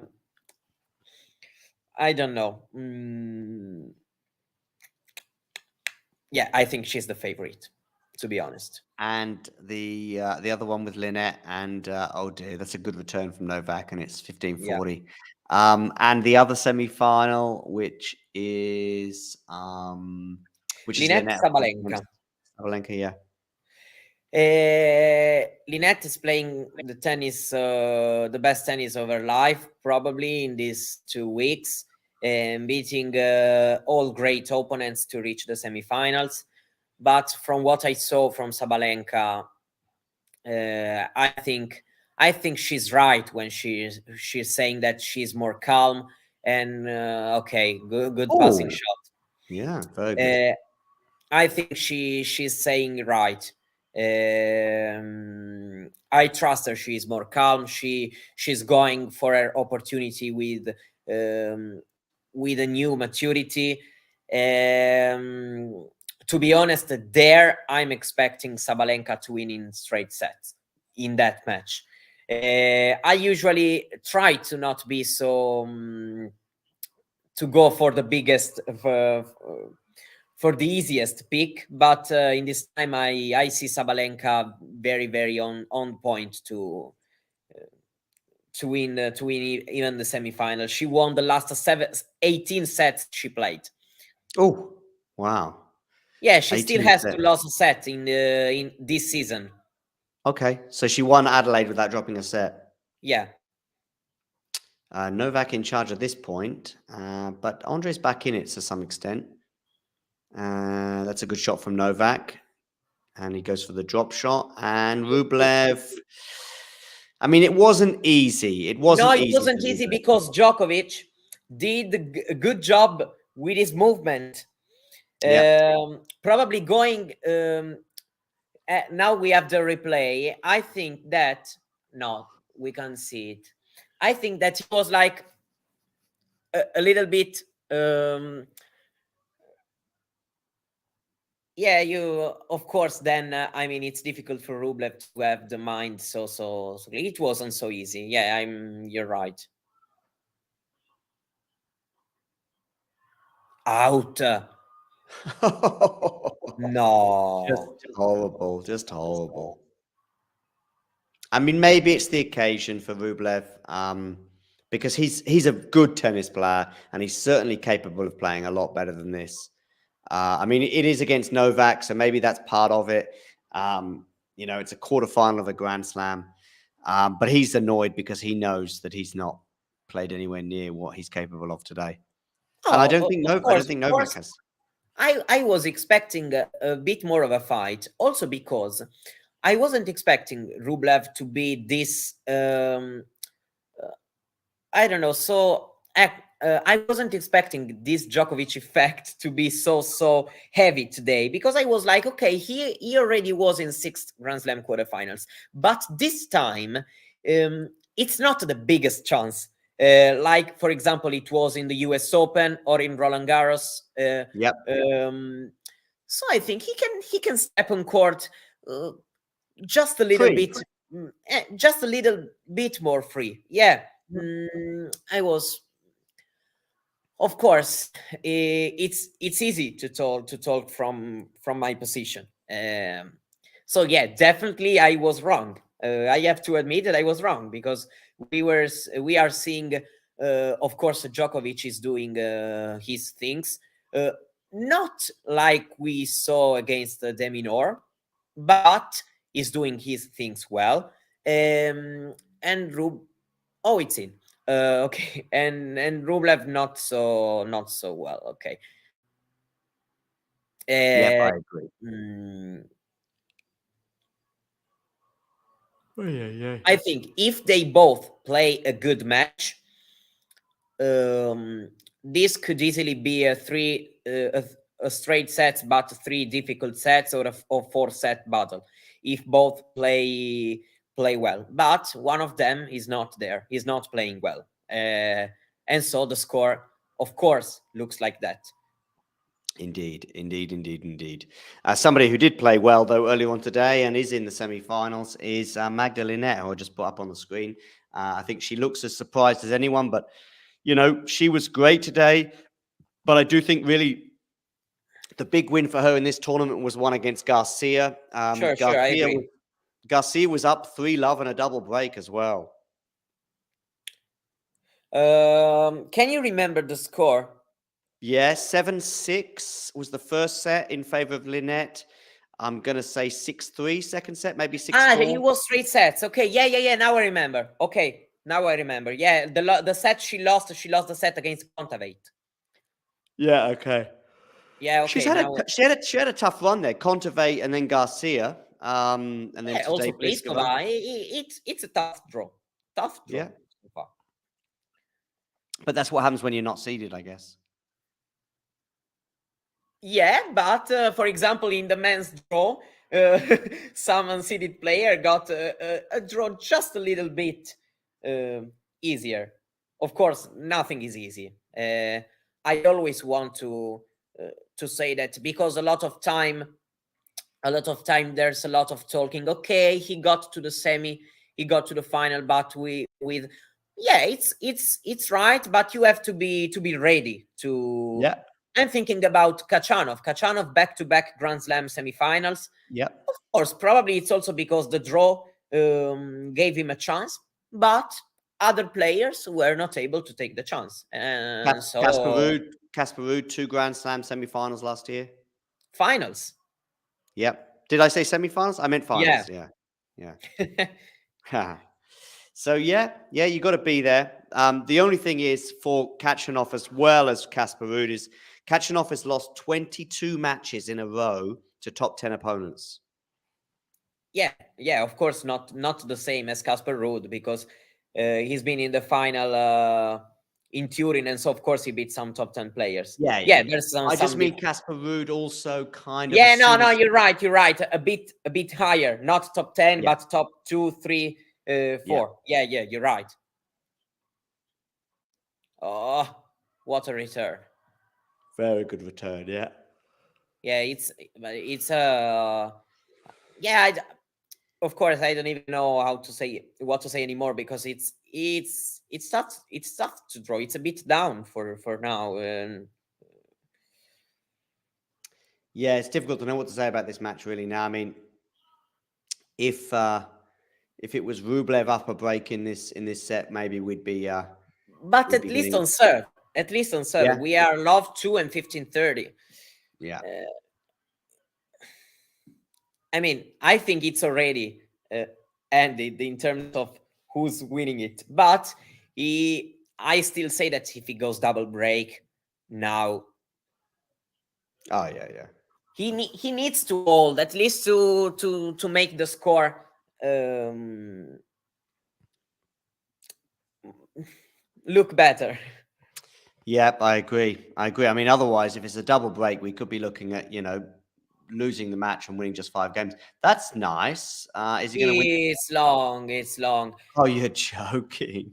I Credit mean, he to did Djokovic. yeah, indeed. The previous point he did really well. The previous shot he did really well, but yep. Credit to Djokovic, chased it down No. The excellently. backhand, you can't miss the backhand. But still credits to Djokovic because he did a great return and a great defense then. And also credit to Rublev on the previous shot. That was a great Yeah. half volley. It was a great shot. Yeah. Oh, he missed the return. Deuce. Could be the case, Lexi. Yeah, if he continues to play like this in the quarterfinals of majors, especially against someone like Djokovic. Yeah. I mean, there's a few people in this category of will they ever win a slam? There's a few more that are obviously like Dimitrov. Really, you'd imagine that his chance has passed now. You never know, but Rublev is still very, very young. But there's just so many parts of his game that Oof. that you think he's got to improve if he's going to get past Novak, Rafa on clay, Alcaraz, perhaps even Rune as well in the future. Yeah, of course. Today, I don't think it's a lot with his mind. Yeah, a bit, yes, in some kind of moments, but of course, the score looks like that because of the tennis. If not, the score is not like that. If you have some mental issues, sorry, it's long. Okay. If you have some mental issues, but the tennis is there against Djokovic, you're not losing 6-1, 6-2, and almost a double break in the third. Of course, today the problem is 90% about the tennis level. Indeed. Indeed. Anyway, it's 2 sets and a break for Novak. Andrey does hold there. I'm going to probably chill out on the sofa for what could be the last 15 minutes or so of this match. Make sure you hit that like button. And if you are new to the channel, give us a subscribe. Yeah, looking forward to those semi-finals tomorrow. Rybakina and Azarenka. We've obviously got one men's semi-final that is definite. Tsitsipas against Khachanov. I'm guessing you think that Tsitsipas will win that? He's got a 5-0 record. Yeah, five love record, and for the way he's playing,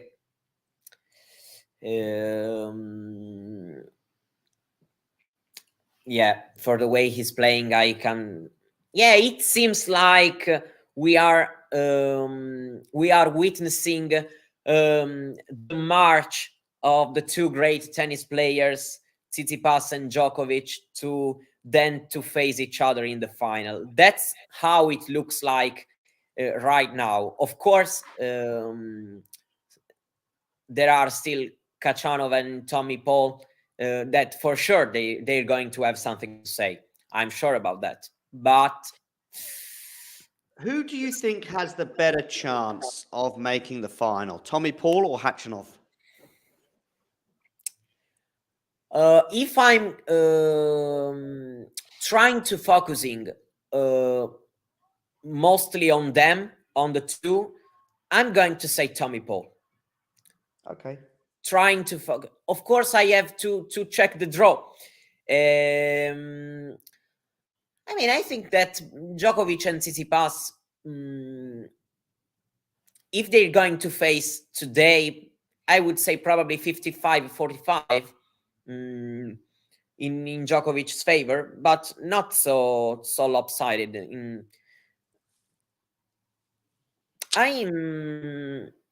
Because I'm watching Tsitsipas. I think he's getting better and better. Also, from a mental point of view, I know Djokovic, I think, beat Tsitsipas the last 9 or 10 times, something like that. But there's always a but.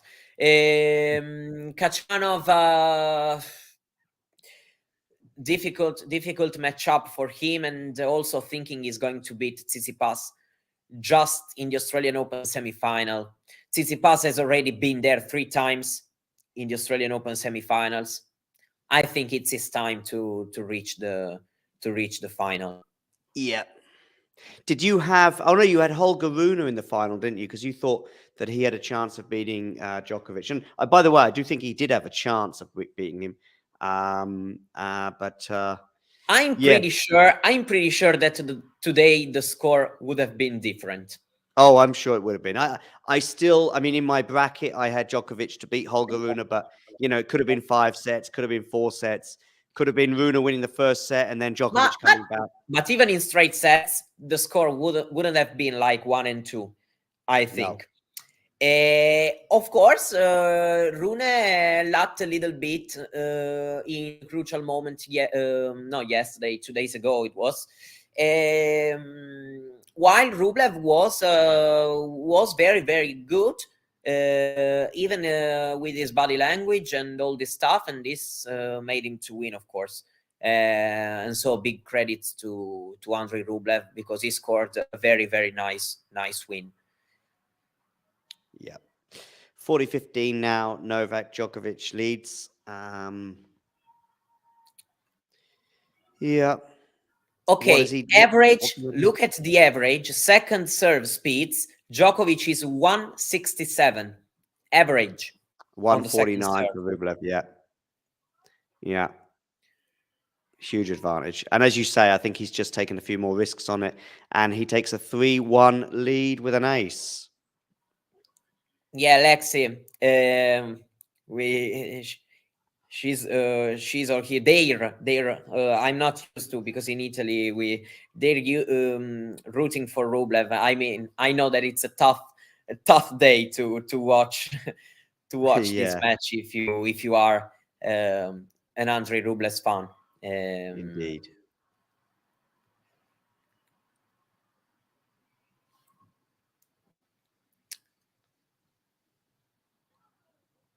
Two great serves, 30 love.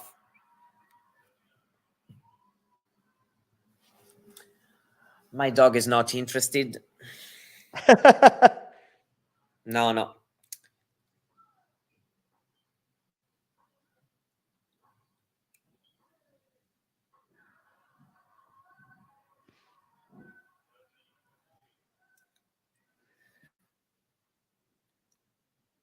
Yeah, these rallies are very, very, very, very difficult for Rublev, especially if you goes backhand to backhand,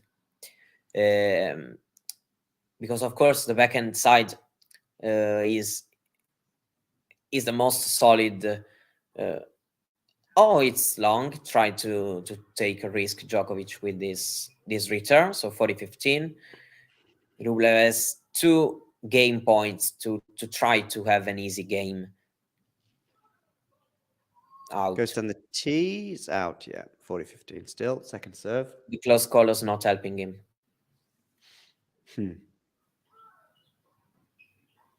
Forehand return from Novak. It's a really good amazing return. This one. 30. He loves going with that huge aggressive return into the feet of his opponent. Yeah, because of course you're not finding a return winner, but the next shot, 90% of the time, you take the point. Indeed. Nevertheless, Rublev holds 3-2.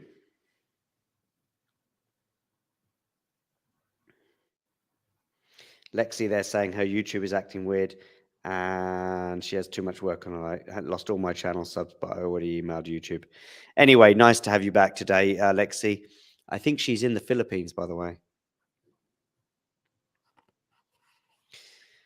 Okay, so women's semi-finals. We're going to go for I'm going to go for Sabalenka Rybak in a final, and I think you're in agreement with that. And Tsitsipas against Novak. If it is Tsitsipas against Novak, what are we thinking? Tsitsipas has a chance?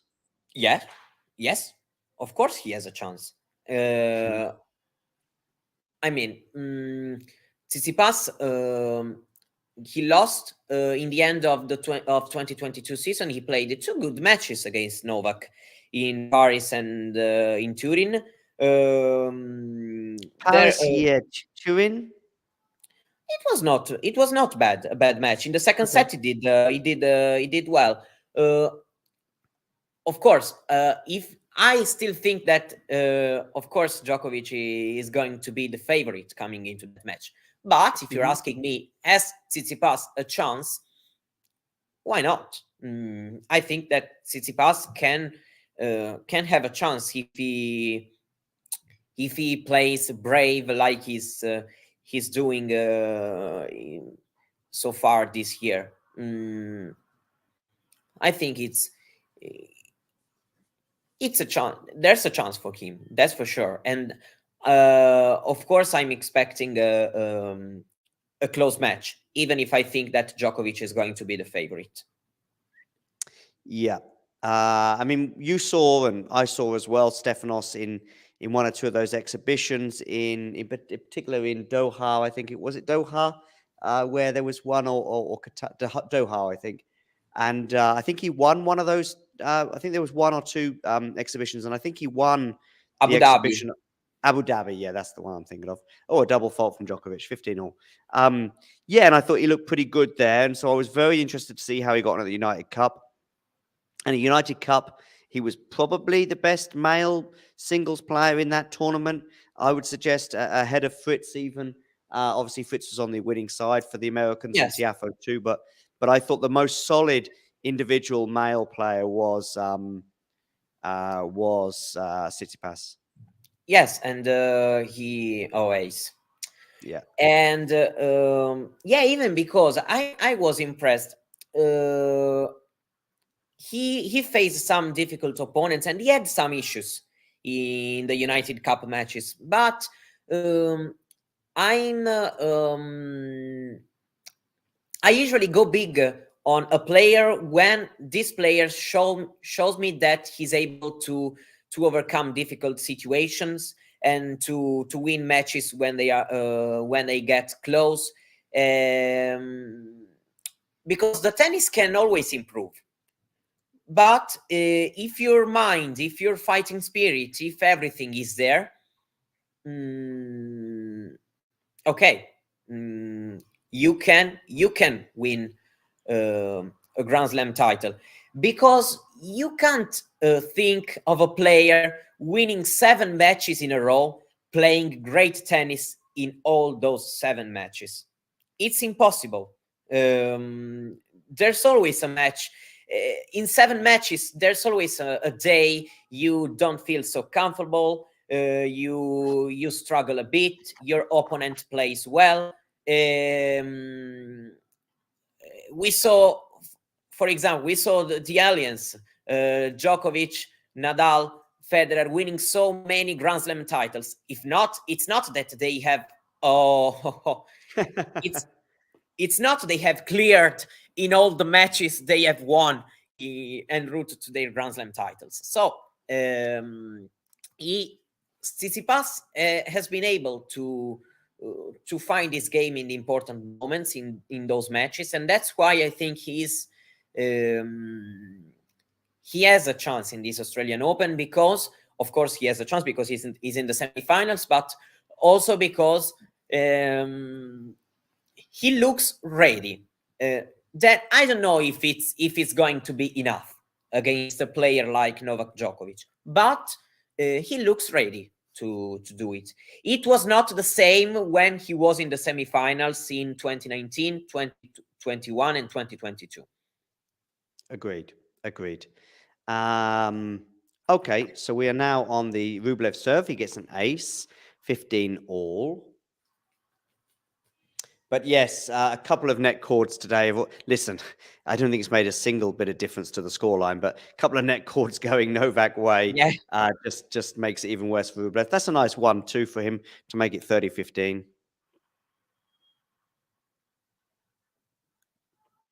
I still think Djokovic wins, probably in 4 sets against Stefanos.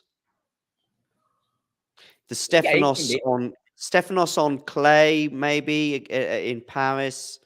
I remember the two matches that they had in Paris and in Rome in In 2021. Rome was even more close. Was even closer in Rome. Was it epic? Epic. In Rome was an epic. In Paris, it was a little bit like against Sinner in Wimbledon.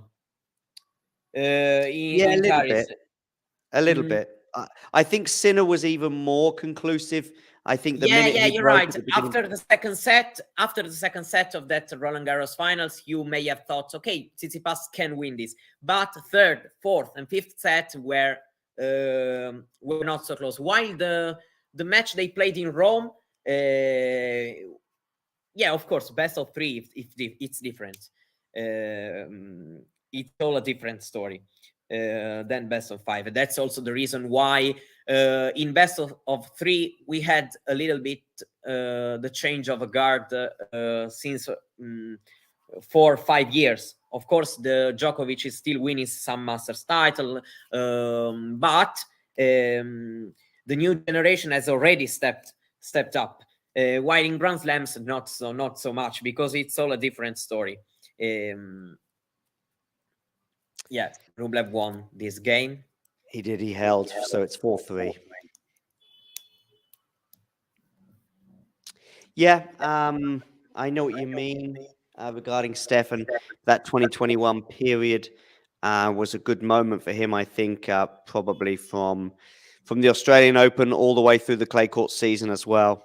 Was the best tennis of his career until now. But of course, in 3 or 4 days, things could change, and we may well be reaching a peak for Stefanos. And he may well have to reach that peak if he is to win this title. But we'll see.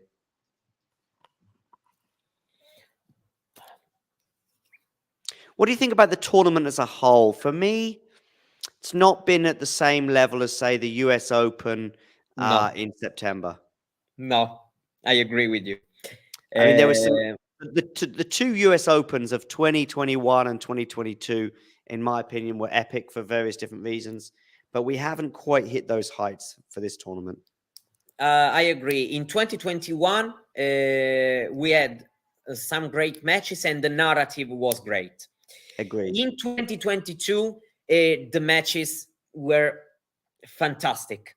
Agreed. Absolutely amazing. In every round, we got some epic matches. Yeah, I agree with you.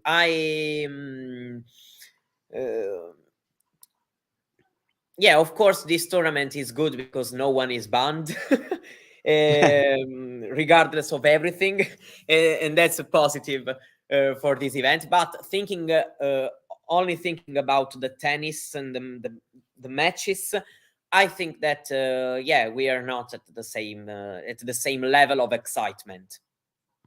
Yeah.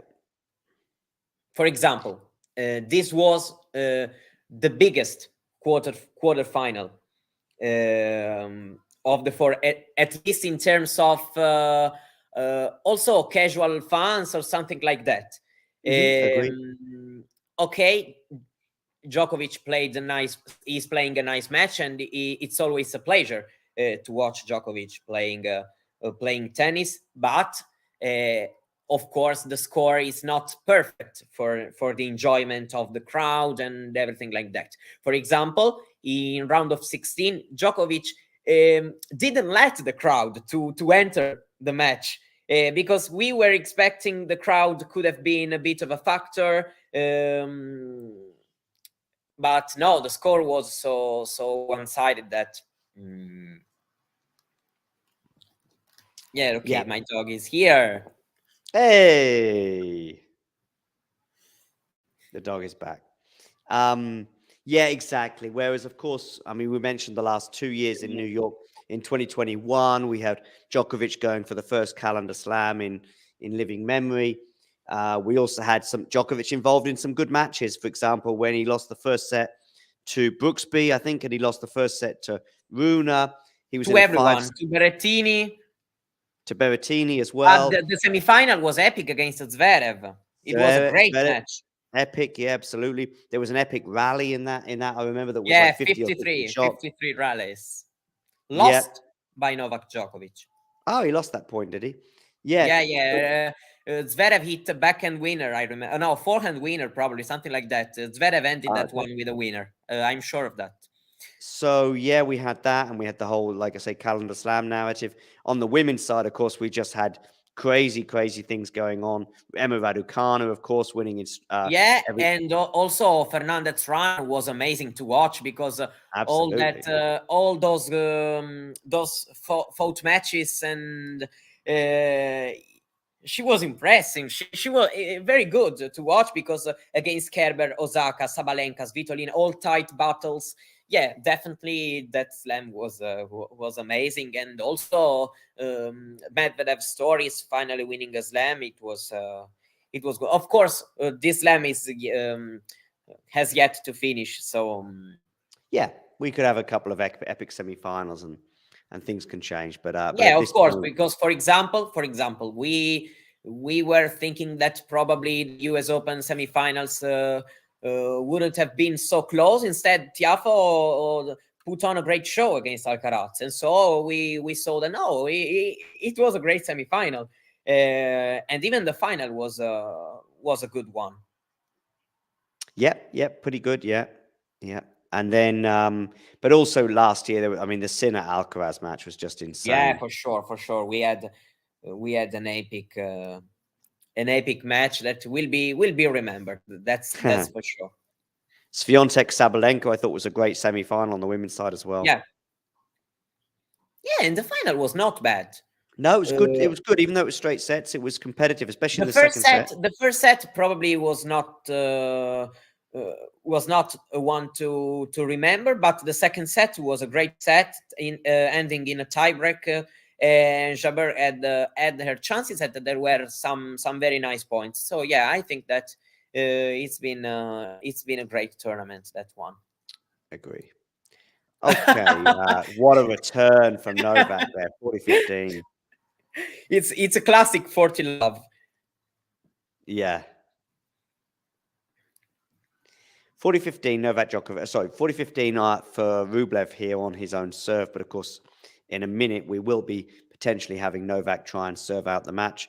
That's assuming that Rublev holds serve here. It's a good shot from Rublev. Backhand side goes into the net, though, 40-30. It's very difficult for Rublev to have the belief at this point that he's going to get back into this match. Yeah, you're right. By the way, I think that regardless of what we can say about Rublev, I think that we can say that except for some movements, but Djokovic is fine physically. I think that he's fine. What I've thought through most of the tournament with Novak and the injury is, it's an injury that is there, and it could at any moment just go boom. It could, but until now it hasn't gone boom. And until now, fine, no problem. Yeah, it's right. It's an issue. Let's call them an issue that can cause damage, but so far he's been able to manage him pretty well, and probably is also improving, because we are seeing him better in these 2 matches than we saw him against Kouakou, for example. There was clearly there. The fact was that he was clearly better than the opponent, but the movement was bad. I think so. Yeah. Here, no, he's not. Yeah, he's better, but he's not so. If he has an issue, a strong injury, of course things get worse in the score and things like that. So it's an issue that he's suffering. I'm laughing watching some Melbourne media yesterday giving a poll. Do you think Djokovic is faking his issue? And I think it's so stupid. Why against Kouakou he's going to face to fake an injury? It's silly. Yeah, against Kouakou in the second round. But why? But for sure, I can say that it's going better now. Yeah. 15 love. Novak leads on his serve here, 3 points away from winning the match. No, yeah, I agree. It's. Listen, there's no. You need to have some evidence if you're going to start making that accusation, and there is none at all. So, end of discussion. Yeah, the fact that that I don't like a lot is that some of them still has the access to the press room and something like that. I was watching, for example, the how many questions had Rybakina about her nationality? Yeah. Stop! She's playing for Kazakhstan, and I think that it's the biggest answer. Yeah. No need to answer anymore. And listen, there's a million Sorry, I other have things. to unmute. I don't know how to. Okay, mute. She's just won her first Grand Slam title, Wimbledon, etc., etc. Let's talk about that moment as well. She's just won that. But there we go. That's the media sometimes. 30 love, Novak Djokovic serving. Okay. Yeah. Seems to be a bit of interruption again from the crowd as the umpire reminding the crowd to keep calm. A round of applause, it seems, as well from some. 30 love, Novak Djokovic serving.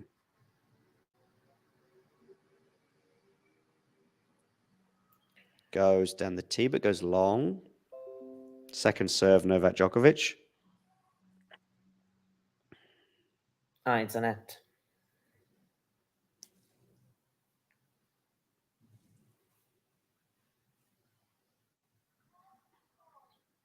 And goes down the tee again. Backhand return. Slice from Novak. And into the net goes Andrey Rublev. And it's 3 match points for Novak Djokovic.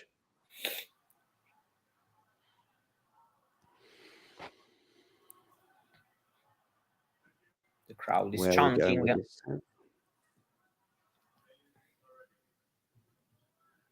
Djokovic bouncing the ball. Seems to be a bit annoyed once again with the crowd. Just a few interruptions. Yeah, it's normal on match point. Yeah. Yeah, I think... Anyway, 40 love, Andrey Rublev receiving a serve here from Novak Djokovic. Where's he going to go with this one? Backhand Rublev, forehand Djokovic. Forehand from Rublev goes into the net. Game, set and match. Novak Djokovic into the semi-finals of the Australian Open. Has Novak lost an Australian Open semi-final? No, it's the 10th Australian Open semi-final. Okay. And guess how many titles he has? 9. So, yeah. Yep. He's never lost after the quarterfinals here in Melbourne. Yeah. So he's been in 9 finals and he's won 9 titles until now. That is, he's now into his 10th semi-final, and all of the previous 9 he won as well. Listen, Novak Djokovic played pretty well. He didn't have to play his absolute A game. Andrey Rublev maybe has 1 or 2 regrets as he goes off court. The thing is, though, Andrey could have played his A game today and still lost in 4 sets. Yeah, he didn't play his A game and loses in 3. No, that's for sure. Probably the score would have looked different if he, playing better tennis. But we have just seen Novak Djokovic and how many times he won this tournament. And that's why playing him on Rod Laver Arena is one of the 2-3 biggest tasks, I would say, in tennis history. Probably the second task after probably facing Nadal on the Philippe Chatrier. But we can also level the 2 things. It's very, very, very difficult. Some players have managed to do better in recent times, but still Enzo Cuoco can say he's been the only one able to took a set of Novak so far in the tournament. Indeed. So Novak progresses. He will place Tommy Paul in Friday's semi-final. Khachanov will play Tsitsipas in the other one. We've got the women's semi-finals to come up tomorrow. that is something to look forward to. Just want to say a big thank you to you, Mario, for today. Thank you for having me.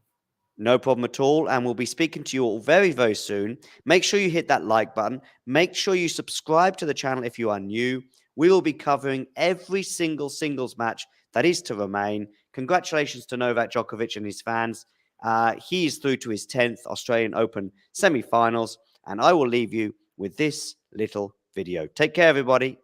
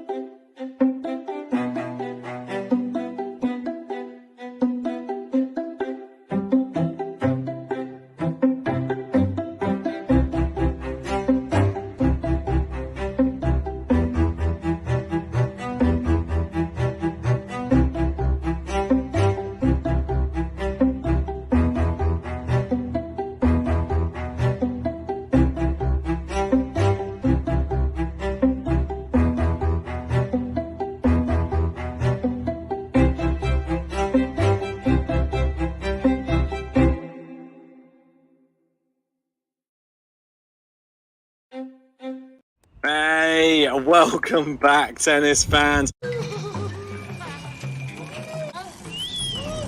out walking around and talking things through. Keep a tight perimeter. Yes, sirree. Well. I've had enough of you, Mantooth. This is gonna end right here, right now. You want to dance, Ronnie? I want a polka. All right, let's do this. Hey! If you're gonna have a fight, then don't forget Channel 2 News with me. I'm Gil Gross.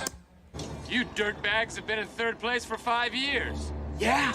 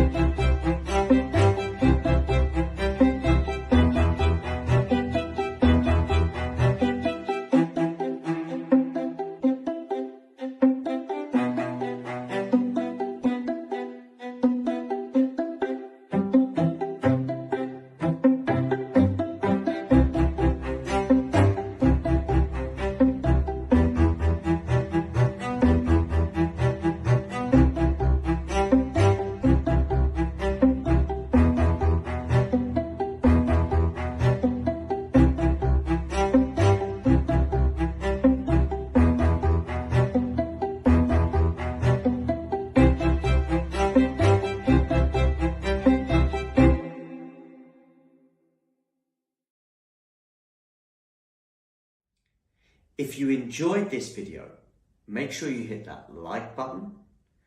Don't forget to subscribe and click that notification bell so you don't miss out on all things tennis.